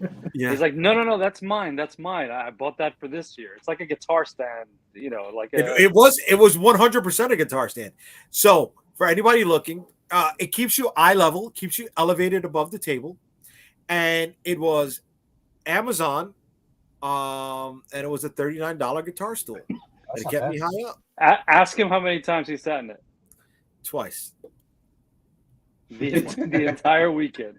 Yeah. Well, I got to be concerned about the weight limit on that thing. So I got to watch that. My studio's name is Fat Guy. Nothing wrong with it. I understand. Get a bass stool then. Listen, I understand. Drum kit. I am part of the community that I don't need to iron any of my shirts. Dead ass. Once I put it on, the wrinkles just stretch out. Just go right away. I'm good to go. White Fire Comics. I had a guy giving away comics and blocking my table one year, and he had the flow. They saw him first. Okay, was so annoying, and people were just throwing his comics away. That has happened. I we actually twice this weekend we had to gently usher people away because they would stop right at the corner. We were on the corner. They would stop probably 3 feet from our corner and start handing stuff out. So in order not to antagonize anybody, you don't want to have any issues. You start to move in that direction. Excuse me for a second. I'm just going to clean up my table. You kind of box them out a little bit with your body. They get the point and they move on. But one year we had somebody standing in front of their table who was blocking traffic coming down. You remember, Jay? Blocking traffic walking down this way, stopping anybody that was trying to come to maybe our table. Yeah. And then you just kind of you figure out these things during the cons, but you just gotta play a little offense. That's all. You learn. You post up. You learn. Yeah. You learn. Yeah. But that comes with experience and the big shows. If you're lucky, you get a good booth neighbor who understands. You don't poach. You don't poach, and you bring traffic this way. It's going to benefit me. I bring traffic this way. It's going to benefit you. That's right. It. It's that synergy. That's it. Marvin? You think you had problems like that in the Great Lakes Con today, or you think? No. So where we were set up, we were pretty much away from everyone else. So there was no real blocking or poaching. It's happened at other shows though, continuously. Yeah. Where especially at the Steel City Con, the one I talked about before, where they would form food lines, and we were so close to the food that our table would be blocked for hours, and it was a mess. And then the aisles got so crowded, people couldn't even walk through the area to get to where we were at. Right. That sucks. I like Steel City too. I noticed this year there were a few. I'm not going to mention who they were because I was given already the warning sign a little while ago. But I noticed there were some small press booths that had a few celebrities there, and unfortunately, they generated a crowd. They had lines formed. And all it did was block other people's booths. Now, you got to communicate with the staff, with your sales reps also. Let them know that this is going to show up so they can prepare for it accordingly and have the volunteers there to move, customers along so it doesn't block other people's sales. Reed Pop's very good about that. If you tell them, hey, I'm going to have, such and such at my table on Thursday at 4 p.m., cool. Three kids will show up with signs to help, because I know some. Yep. Just communicate. It's really that easy. And it also leads to you being a good booth neighbor. Plain and simple, right? I remember one year we were on a center floor by the escalators at New York Comic Con, and the Outlander show had just started on Stars. Was it Stars or Showtime? I don't know. Stars, yeah. Stars. Okay. So the author of the prose novels was going to be signing in the booth behind me. They had made the staff aware, and they had the line going through the center of the aisles, so that way people were not just parking on the booths. That was being a good booth name, you know. But there's some people who unfortunately don't do that, and they kill business for other people, and it gives them a bad name in the back circles. Right. Well, then they don't get to share a shot with you. They don't get to share a shot. Pete, you could have came over for a shot, Pete. Oh, he's on mute right now. Let's see. Let's go back to the comments for a second here. We got White Fire Comics. Oh my, get one of those floor gel mats. We got Carlos. I love table synergy, which is why I love having a table next to my buddy Rodney Lockett. We definitely work each other's tables. Don't be jealous. I have Sylvester Stallone on my table, JD. He costs a lot of money, right? Carlos, it costs a lot of money. $500 an autograph. Yeah, man. So true. We had Jelly Anderson's line block us one year for 2 hours. I'm up here in Canada. We're too nice. I'm sorry that happened. But you want bad booth karma. I hope you don't get bad booth karma. You don't want bad booth karma. No. You know, we've all worked enough. Coming up, we've all worked enough hole in the wall shows, or on the street, or in the basement, or JD will remember the AMF halls, church basement, firemen's halls. We've worked enough of those where it's like it smelled like cigarettes and cigars and old man beer and old man tears before you even got downstairs. And that's you learn what to do and what not to do, and what's nice and what's not nice, and you know how to make friends, and people who are just coming over and talking like we had. How do I put this the right way? So I'm going to read the room for a second. We had I'm not trying to give her away or anything like that, but we had a neighbor come around every morning, and she was la tia bochinchera, la tia chismosa. Okay, there you go. JD knows what I'm talking about. Yeah, there we go. We got the nodding. Okay, so she would come in to try to get her gossip and see what was going on and gossip a little back, and then we both, you'd be doing this for a while. Oh wow, oh yeah, okay. Oh, that's crazy. That's crazy. No, oh my God. Well, it's New York, and you press on because that's and you don't want to get caught up in that shit. You don't want to know anything about that. No. Sorry. You know what? I'm fucking out of touch right now. I can't even say it's convention hangover anymore. I forgot to add a link in the comments to the campaign. So I just put it in there. Matt asked, and I'm like, I can't believe I didn't do it. I don't even think I did it in the show notes. That's. Is it on YouTube? Oh, Jesus Christ. It's not on the YouTube show notes. I didn't even put the video into the body of the campaign. Guys, so it's like a soft launch. It's a soft launch. It's a soft launch, but we're doing good for the first day. Yeah, it's a soft launch. Now you give it a little Viagra and boof. The shots before, right? Too many shots. A little soft launch. Not enough shots. Guys, we're only at 3:39. Did you take your third shot already? I did take 3 shots already, buddy. He did. I don't know. I didn't. No, he did. 3 shots already. See, Here we are. We're at 3:39, 12 backers in, and I want to take another shot. You know what I'm saying? I want to get to at least 500 before the show's before we're over here. We're an hour and 26 minutes in. Do a little recap for people who've joined us late. Show them the page. All right. We'll show the page. Don't yell at me. Don't yell at me. All right. So here's the page. So Ryan, yell at him. Yell at him. So we got New York versus the world. This is my zombie tale. It is not connected to any other universe. It's standalone. We're looking at 3 issues. But what we're really trying to do is raise the capital to print out issue number 3.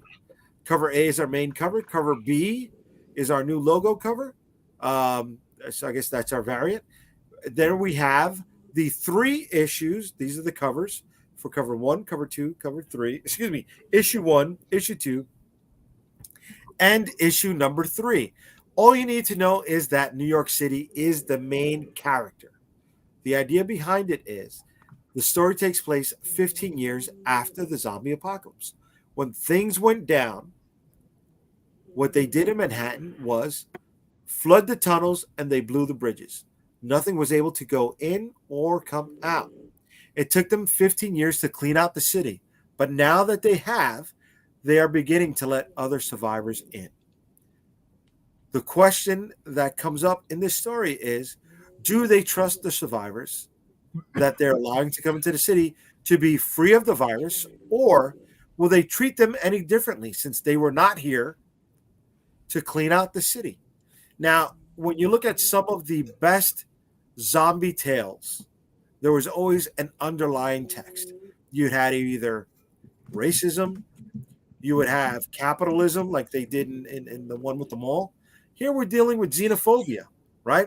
What happens when you have people who are, let's say, on one side of the wall trying to protect their family, and you have people on the other side of the wall trying to get in to protect their family? Who's wrong? Who's right in that scenario? You wrap that all up in a zombie package, and you're ready for a party, baby. Then we got some preview pages of issue number 3. You see what's going on, and our main character is who is working on cleaning out the city streets so that way he can earn a place of safety for his family in Manhattan. So he's out here, and he is called a thinner, because what he's doing is he's thinning out the herds of zombies before they reach the gates. A little nod to another named inanimate object you see over there, and what he does, when he's trying to survive out there. And this is the first 5-page setup. One of our keys to success with Ensemble Comics is being a publisher since 2008. We've built up quite a big catalog, so you can get our digital catalog for $70 at $3 a pop. I think it's 28, 29 issues. It's about 90 something bucks. So you're saving yourself about $20 and change by just picking up the digital catalog and saving space. We got a few shirts up for sale. Like I said, there's our new logo, which is added to the shirt. And there's our one of our best-selling T-shirts is the Zombie Hunting T-shirt, Zombie Hunting Season shirt. And you pick your weapon of choice.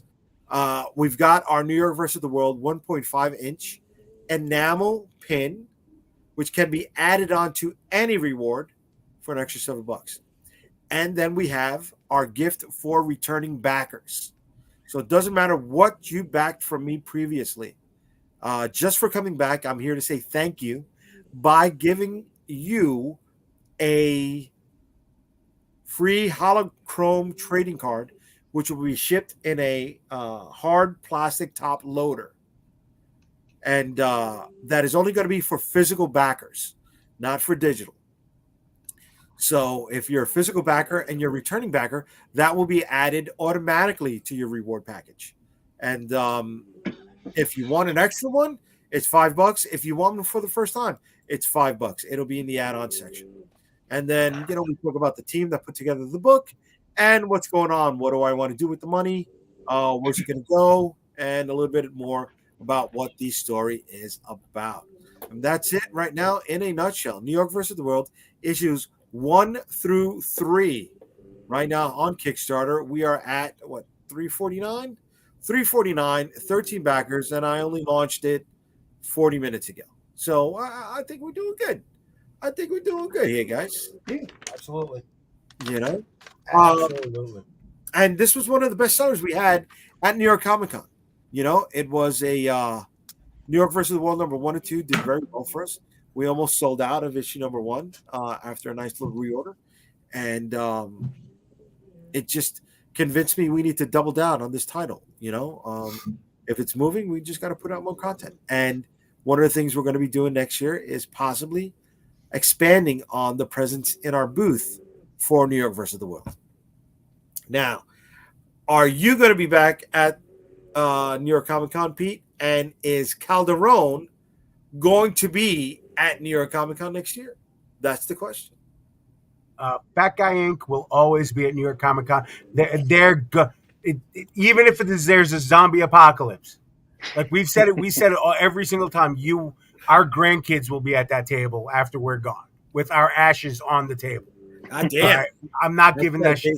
Dude, long story short, with Fat Guy Inc., we were con goers, con fan. I met my buddy Brendan in 2005. I was his bartender. Okay. Nice. What's up, big dog? Woof, woof.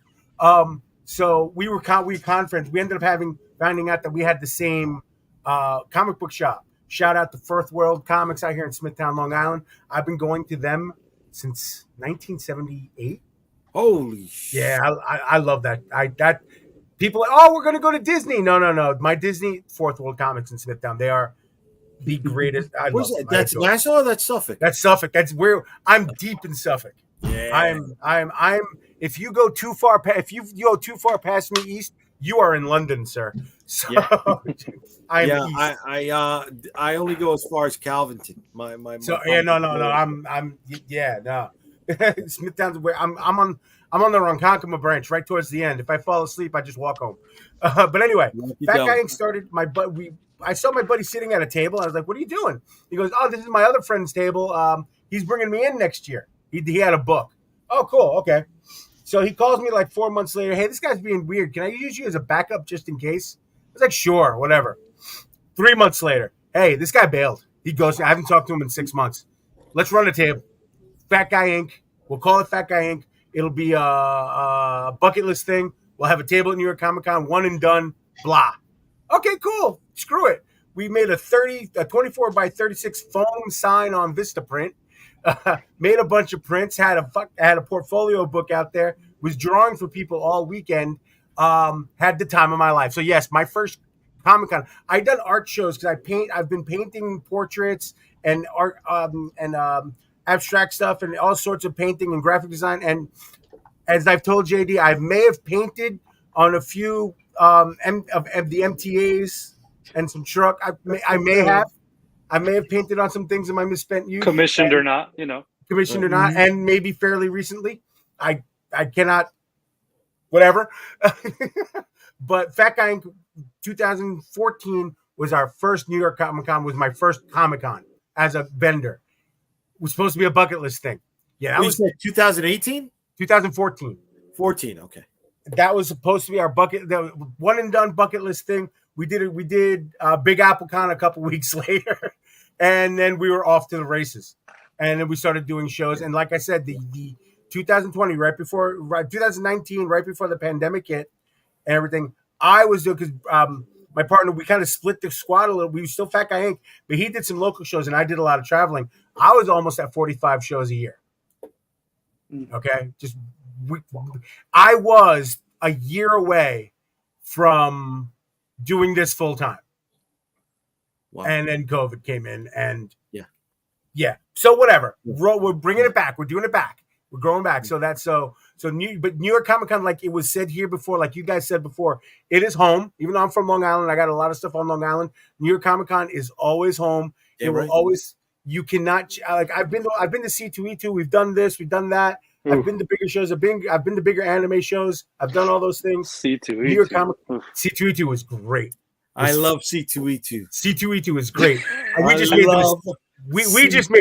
made the mistake of driving to it. So I'll tell you that story if you want to hear it. Hold on. Before you tell yours, let me chime in with mine. Please. We did, I've done C2E2, I think maybe 3 times, right? I want to do it again. Last time I did it, Ryan and another one of our buddies drove out there with me. We did an Airbnb in Chinatown. We were able to walk to the convention. It was about maybe a mile. Oh, yeah, that's not fun. Yeah. Right? Yeah, we had a great show. Now, the problem came in where, I paid for the show, the travel, the Airbnb. Then I was the one. Me that slept on the couch. No bueno. And ask, in did the I have seat? Yes, I slept in the driver's seat. I slept on the driver's seat. I cannot say no. But so here I am. I slept on the couch. I Your own damn fault. didn't even have a pillow or a blanket. I had the couch cushion and a throw to cover myself in Chicago, right in March, which is fucking cold. It's cold. You know, it was cold, and these guys expected me to drive back from Chicago. Just one shift, man. I would have drank a fifth of Jack Daniels right in front of the car and go, okay, I'll drive now. Fuck that. Nice. Yeah, no, we had a great time in Chicago. Calderon, you've done Chicago? You've done C2E2? Not C2E2. I did it before C2E2, but it was Chicago Comic-Con. Oh, yeah. Okay. Like I said, I'm old, bro. But definitely, at least it wasn't a Wizard World. It was. Really? It was. Yeah. Oh, it's that period when they purchased it. We had a great time. We did well. Really? Yeah, we had a great time. We went in like 2 or 3 days early and stayed an extra 2 or 3 days. We went into the city. Had a great time. It was a beautiful city, man. I love that. Chicago's city. dope. Yeah, Chicago really is dope. Yeah, we went out there. We had some of your favorite. We had some was it deep pan pizza? You mean pizza casserole? Pizza. That's pizza casserole. That's a pizza cake. It was awesome. Yeah, it's pizza casserole. It is good, but as long as you know that it's a casserole, not a pizza. Yeah. I'll drive to your house right now and fuck. Go ahead, I dare you. You son of a bitch. I dare you. Yo, at least I will see you waddle up to my fucking front door. God damn. Now, I will say this: a Chicago dog trumps a New York hot dog any day of the week. Pizza, no. I didn't try hot dogs. No, I'm not saying a Chicago deep fried pizza is better. I'm just saying that it was good. Now, in Michigan, they also have pizza. If you like a loaf of bread with your pizza, there you go. Yes. Then sure. Very much. Tom, what's up, brother? What's going on, guys? I'm surprised you're not doing a live stream right now. Some of your stuff, bro. Oh, dude, no, I've been fucking packing critter toys. Got another 40 packages going out the door. Marvin was on a little while ago showing off his he got his package. Yes. Yeah. Yes. Awesome. Yeah. I'm still waiting. Yeah, you. I just saw your name actually on the list, so I think you're in the next batch. Yeah. Nice. But I did about another 40 today. I ran out of boxes. That's why I can't. I was like, all right, what the fuck's going on online? So I can't do anything until I get boxes tomorrow. Yep. So yeah. Okay. I want to chime in here. We got Michael who said, will Jay Rosario be doing more Dragon Storm? I got the volume 1 treat paper, and I loved it. Yes, Michael, there will be more coming. I've got 4 books coming out after this.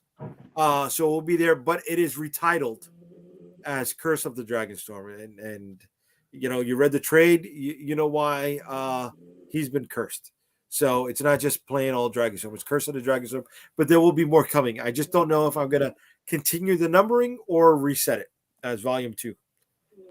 It's like Curse of Conan. I dig that. You know, like doing that. Conan had a curse also? No, he didn't. But I'm saying, just generally speaking, that's like the next era, the next, you know, whatever, the next omnibus, the next movie, whatever. You know, I dig Destroyer, Barbarian, blah blah blah. I dig that. I dig that. Okay. I dig that. Right. That's dope. I like that. Now, you know, all right. So here we are tonight. Tonight it's not just about launching. It's also about conventions. And Tom, you coming to New York next year or what, baby? No, he's not. I know he's not. I got a reason why he's not. I think I know why. He's comfortable. No. I think it's beyond that. I think it's beyond comfort.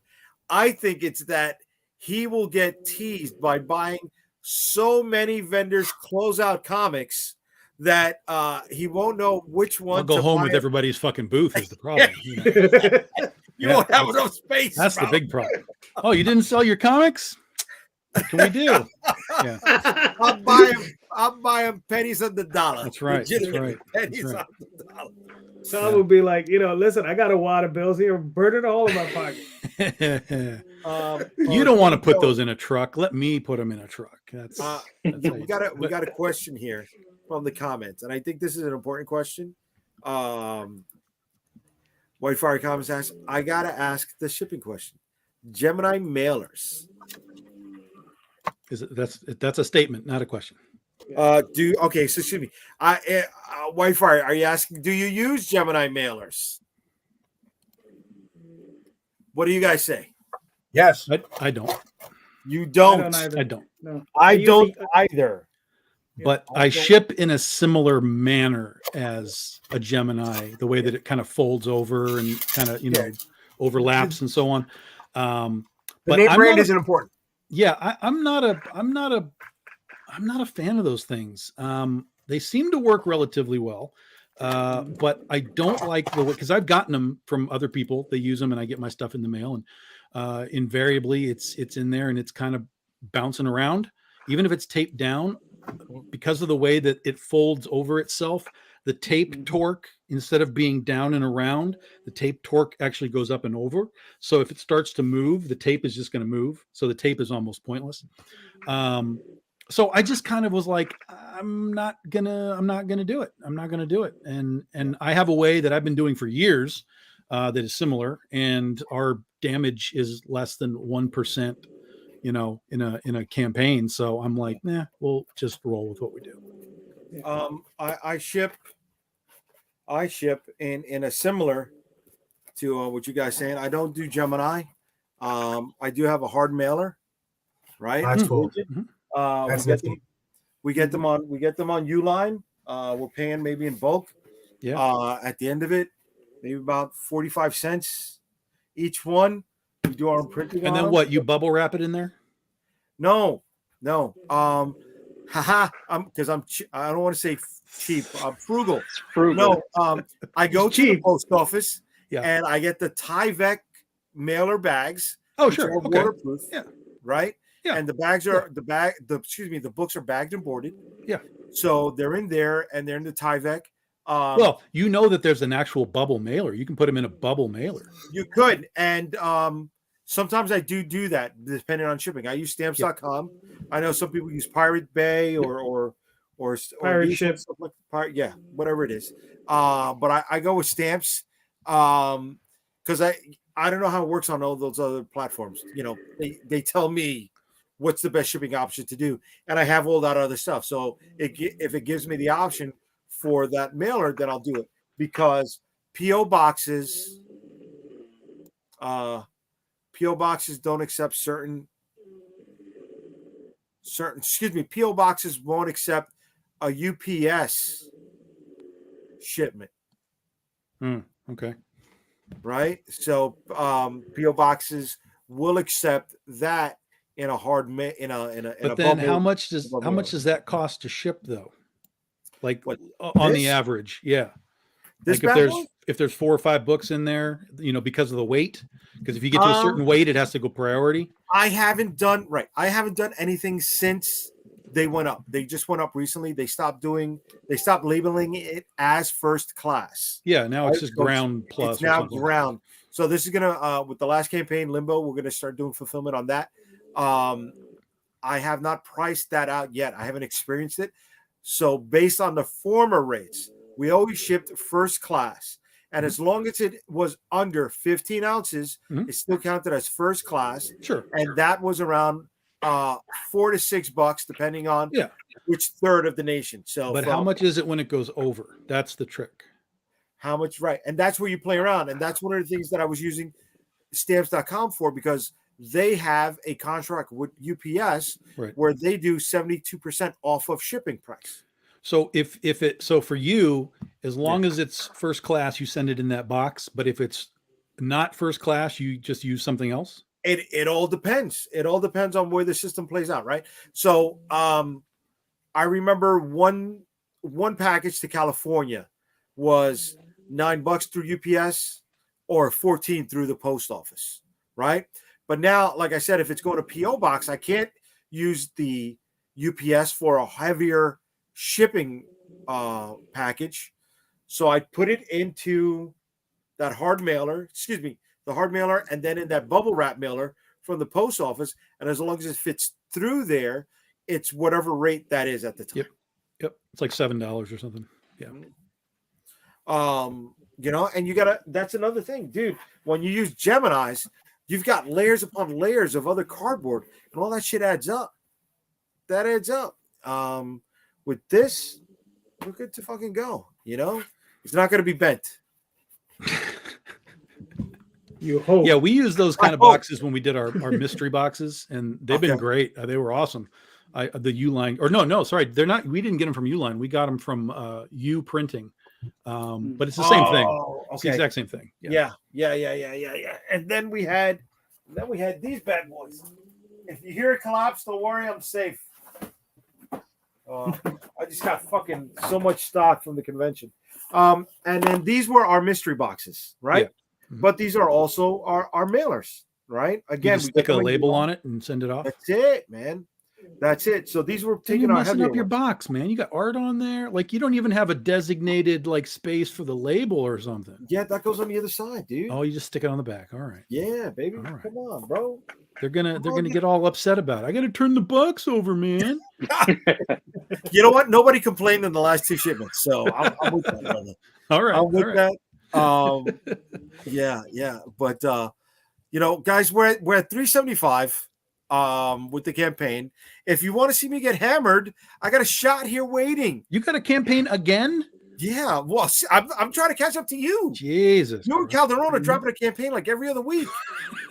I'm waiting for my printer to finish. Oh so my I can, God, I'm supposed to have those books to me this week. So hopefully I don't know who the hell is chasing who, right? Because when Tom goes to 2 weeks, so Calderon says, I go to 2 weeks. Once Calderon goes to 2 weeks, Tom says, fuck you, I'll go to 3 days. I'm waiting for Tom to do a 24-hour campaign, just a marathon. I've done 24 hours. I've done it. Yeah. Yes. No, but I mean like marathon, like Jerry Lewis, like up all night. No, here's the funny thing about the 24. I only did it one time. And so it was one of our first like weird days, right? It was Bikini Day. So what I did was I set it up as one of those Kickstarter, like make 100s or whatever. So only made like 100 copies. Yeah. And it was a 24-hour thing because I figured 24 hours, we can sell most of these books. It'll be fine. So we launched the thing. I was on a live stream when we launched it and it was doing really well. And I was like, okay, guys, I'm going to go take my walk and I'll be back and we'll check on where we are. I walked around the lake for an hour and a half and I got back and it was all sold out. So we didn't even need 24 hours. It was ridiculous. Nice. See, you see what happens? Pete, you see what happens? Titties. Bikini. What? Wait, sorry. Did you hear the same conversation that I heard? What I heard was, I've done so many campaigns, I bought my own lake. That's what that's yeah, no, that's I live on an island, so I can't talk shit. So I tell everybody I'm on Long Island, they think I'm rich. I'm like, you have no idea how poor I really here's am. The thing with these campaigns, right? And this is what drives me crazy about the system, is they're basically becoming game shows. And I'm not a game show host, and I'm not oh my God, can we get to 10,000? Like that's not me. That's not my personality. And so cutting out time means I have less time that I have to be spieling about this shit. Okay. And so that's why we're down to a maximum of 3 weeks. And we're probably going to tinker with some 2 weeks next year. But the thing is that I've done the 24 hours. I've done 69 hours. I've done 3 days. I've done so many different variations of these things that the result basically is that there's no right way to do it, but each way that you do it, you need to be prepared to really market it for what it is. So if you have 3 days, you got to be ready to go strong for 3 days. And you can do well. And even in the 3-day ones, right? A lot of those books that we've done are our weird day books. So it's not even a full book. It's like an 8-page short story. We only do like 3 covers. So it's not like 20 covers and 40 pages. It's just like, it's a short story. It's a couple of covers and this shit sells out in like 3 days. And he makes 16 grand. Basically. So it's amazing. It's like, so you can really, you can really tinker with the system and people have fun with it. As long as people are having fun with it. And then when they get the book, obviously you want them to like what they got so that you can do it again. Nothing says you have to sit there for 4 weeks and try and pry every nickel out of everybody's pocket. Right. Now you mentioned something earlier that I want to key in on. You mentioned game show, and Ryan, that's one of the things we noticed at the convention, right? There were a lot of people treating their sales experience or selling to the people at the convention as if they were in a game show. I think that leads to a certain amount of inexperience as a salesperson. How do you think people should go about trying to avoid things like that, such as the spinning wheel, hey, can I tell you about this? Or hello. How do you think they separate themselves from the pack and prove that they've got experience doing what they're doing? For us, or I should say for me, really, what the hell is that? For me, I'm not a salesman, right? So I'm not going to sit there and try and pitch you on something and try to, like the used car salesman that we've seen sometimes at the cons. For me, it's more so my background in having sold anything was just talking to people, asking open-ended questions, kind of stuff. When you were trying to customer experience kind of deal. So for me at the con, my job is to get them in front of you.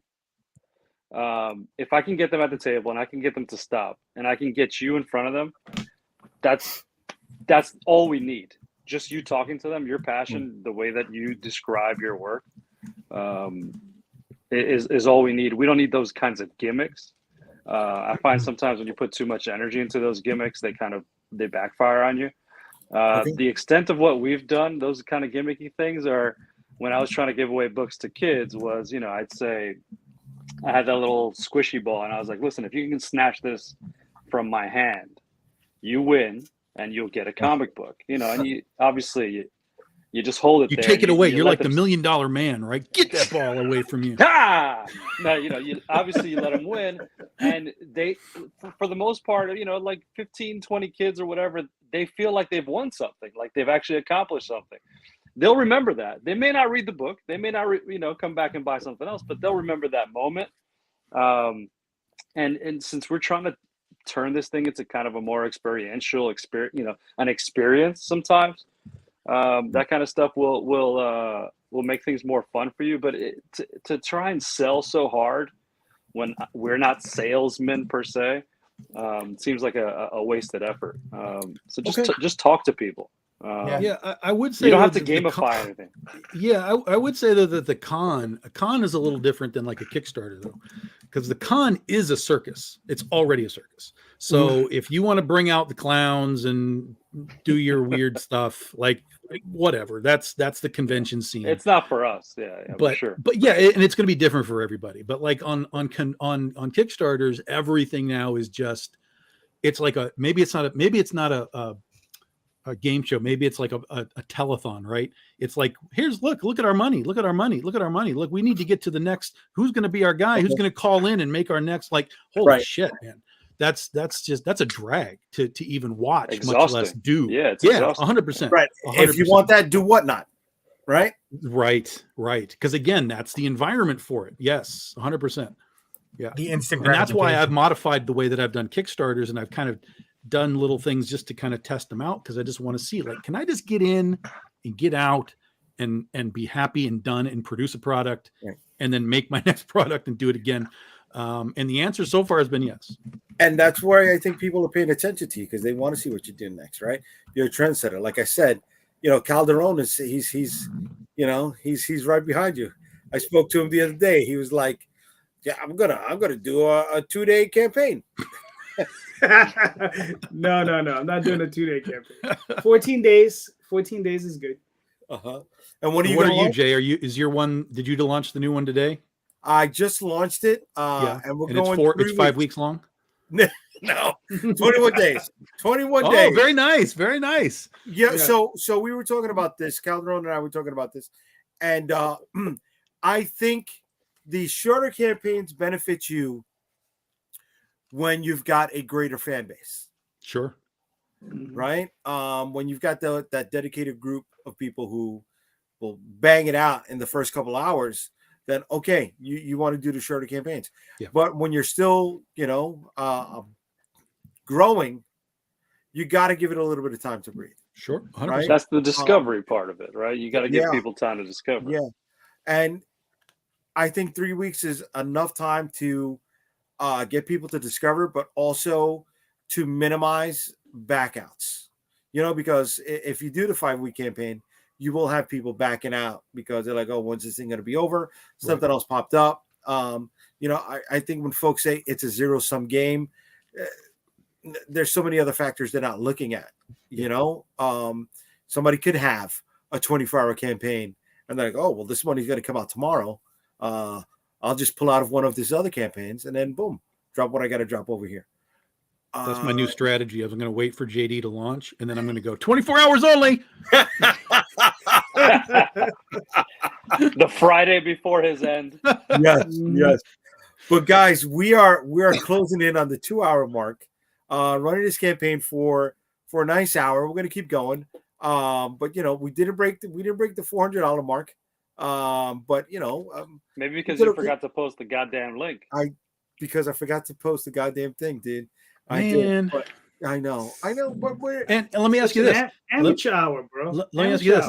Did you announce that you were launching tonight, or did you just decide to? No, I announced. I've been announcing since you told Tuesday. me. You told Okay. me Since like 6 o'clock this afternoon. Excuse me, 7:05. 7:05, buddy. This is one thing that I am trying to drive home in the heads of Kickstarter people is tell people at least a month out when you're fucking launching, because then they can get ready for it. Even a handful of days prior is good, but because of algorithms and the way that social media works, it's all bullshit. So you have to be at least a month out being like, it's coming, get ready. It's this date. It's dup. Yeah. And that's sort of the bullshit energy that we are trying to avoid, of course. But if you can rally them, that's how you get your big first day. Is if you can rally them to know it's happening November 18th. I got to be there November 18th. Boom, boom, boom. Then in their brain, they start to think about it. And then when you're finally like the day before, it's tomorrow, motherfuckers. You hopefully have them, wound up and ready to go. I will definitely listen to you because I listened to you on the, just a nice single image that you were talking about. You're right. Nice. Yes. As opposed to, this other image that we had lined up previously. Terrible. Right. Yep. So this Love is definitely the cover image Love on the campaign. And that's what we're going with right now. And, I just got to implement that other one on the next campaign. It's like Larry, man. Larry drives me crazy because he picks no date. He's just like, we're going to launch at some point in the next couple of weeks. And then he'll just go on one night and be like, it's tonight.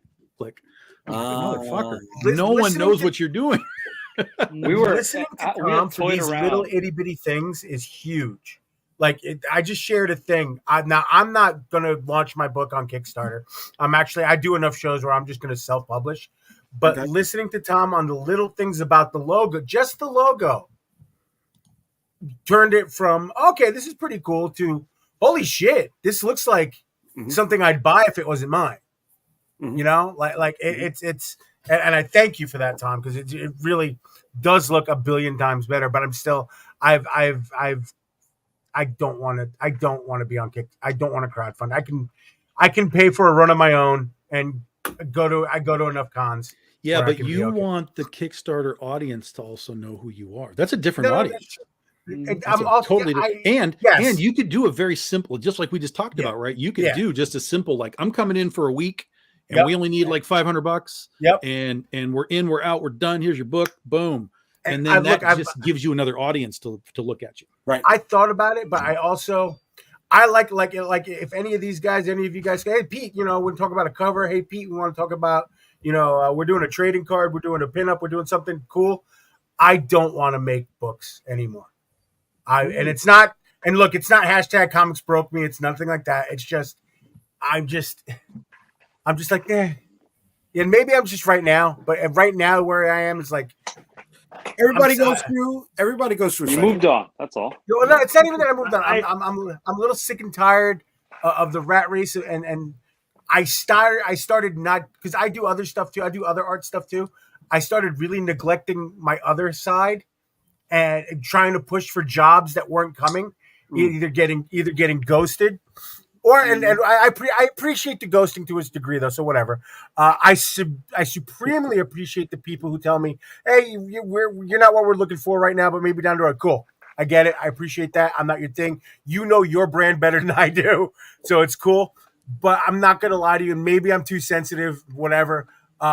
The handfuls of, why did you submit to me? Your art is terrible, or like, yeah, or like, dude, like we're looking for professional submissions, not what you do. Like, it's like, wow, okay, cool. Thanks a lot, appreciate you. I mean, you were reaching out to a lot of assholes.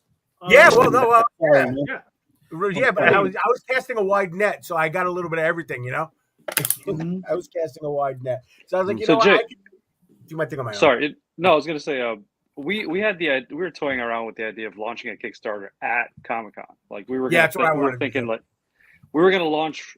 Let's say we were gonna launch the next issue of New York. Let's make it a thing where every year at Comic-Con we're launching one, so people know, hey, what's the launch for this year? What's the launch for that year? We didn't get to it this year, being shaking the rust off this year. But what do you think about that idea? Do you think that would work?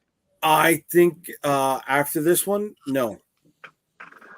Because logistically, there are so many things that you need to keep track of in a convention, and so many things you need to keep track of in a Kickstarter. I mean, look at the small little details that I forgot about tonight. Well, you know what you can do though?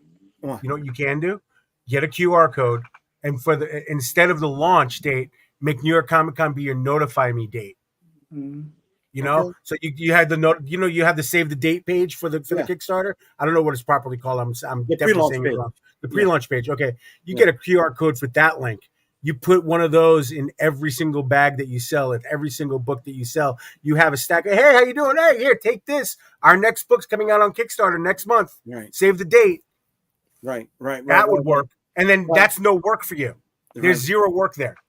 Because you don't have to remember shit. I know Tom does live streams when he does conventions, and we were thinking about doing it at the con, but with service being so spotty. Oh yeah, no, it's shitty, and you'd never be able to get a stream out. No, yeah, no. And I wanted to do it, and I was like, forget it, because we were going to utilize the laptop as the hub, and then just roam with the iPhones and out there and do little piecemeal things around the convention floor. But New York is not the place to do any of that. No, it's not. But you can do that stuff at smaller shows, and if you wanted to do a launch, this is how you'd have to do it at a con. Because 90% of the people, maybe even more, aren't even going to know who the hell you are. So, what does the launch mean to those people?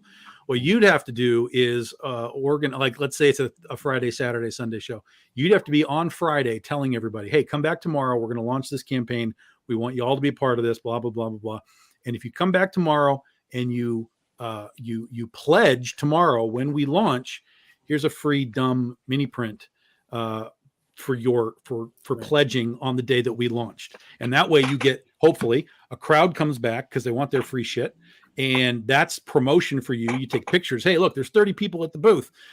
Even if they're there for 20 minutes just for this launch period, who cares, right? It's just, hey, we had all these people, and that picture is eternal. It's evergreen. We were at this con. We had these much people at this booth. We launched a campaign, and you give away 30 prints. Like, who cares, right? That's cheap nothing. So even if they end up backing out, what are you out? 10 cents for a print? Who cares? Right. But it's a marketing thing for you because you get pictures, and it's now an event so that now on Saturday, if you get like 10 or 15 people show up from Friday and they're hanging around your booth waiting for the launch, the other people in the crowd and be like, what's that crowd about? I need to know what that crowd is. And they're going to come over. Yeah. And they'll be like, hey, what's this crowd for? Oh, they're going to do a launch of a campaign, and this is what it looks like. And if you back while you're here, you're going to get a free print, and on and on and on and on. Yeah. I figured it would just be more so of the date, where, like you were saying, pick a date when they know that Unstoppable is always going to launch something. at New York Comic Con, whether that's I understand for that. the people at the con or not. Yeah, New York is just going to be really difficult, just Yeah. for just the logistics of the amount of people. You know, you don't want to be stopping to do the con, the thing. Plus, your internet's going to be weird and spotty. I think it works, but I don't think it works at New York, unless you maybe pay for the internet and it works better that way. Plus, what we've been talking about doing for next year, I think there's a hell of a lot on our plate to focus on launching the book. You know? Yeah, I think if we were not going to do it at New York, then it's probably not worth doing it. You know what I mean? Especially how much New York is tied into the brand. I understand that too. Well, but there's other cons in New York. You can do another. Yeah, but it's not. I think what Ryan's trying to say is he wants to capitalize on that. 200,000 to 300,000 people. Not that we're going to get all of it. Not even. I'm not even talking about the people. It could be empty. I'm just talking about it as a date, where I mean, every time this year at this time of year, New York, we're going to have something. Like one of the other things you could always do is launch the campaign, before, have it finished before the show, and make sure you have your books ready, so then people could pick them up at the show.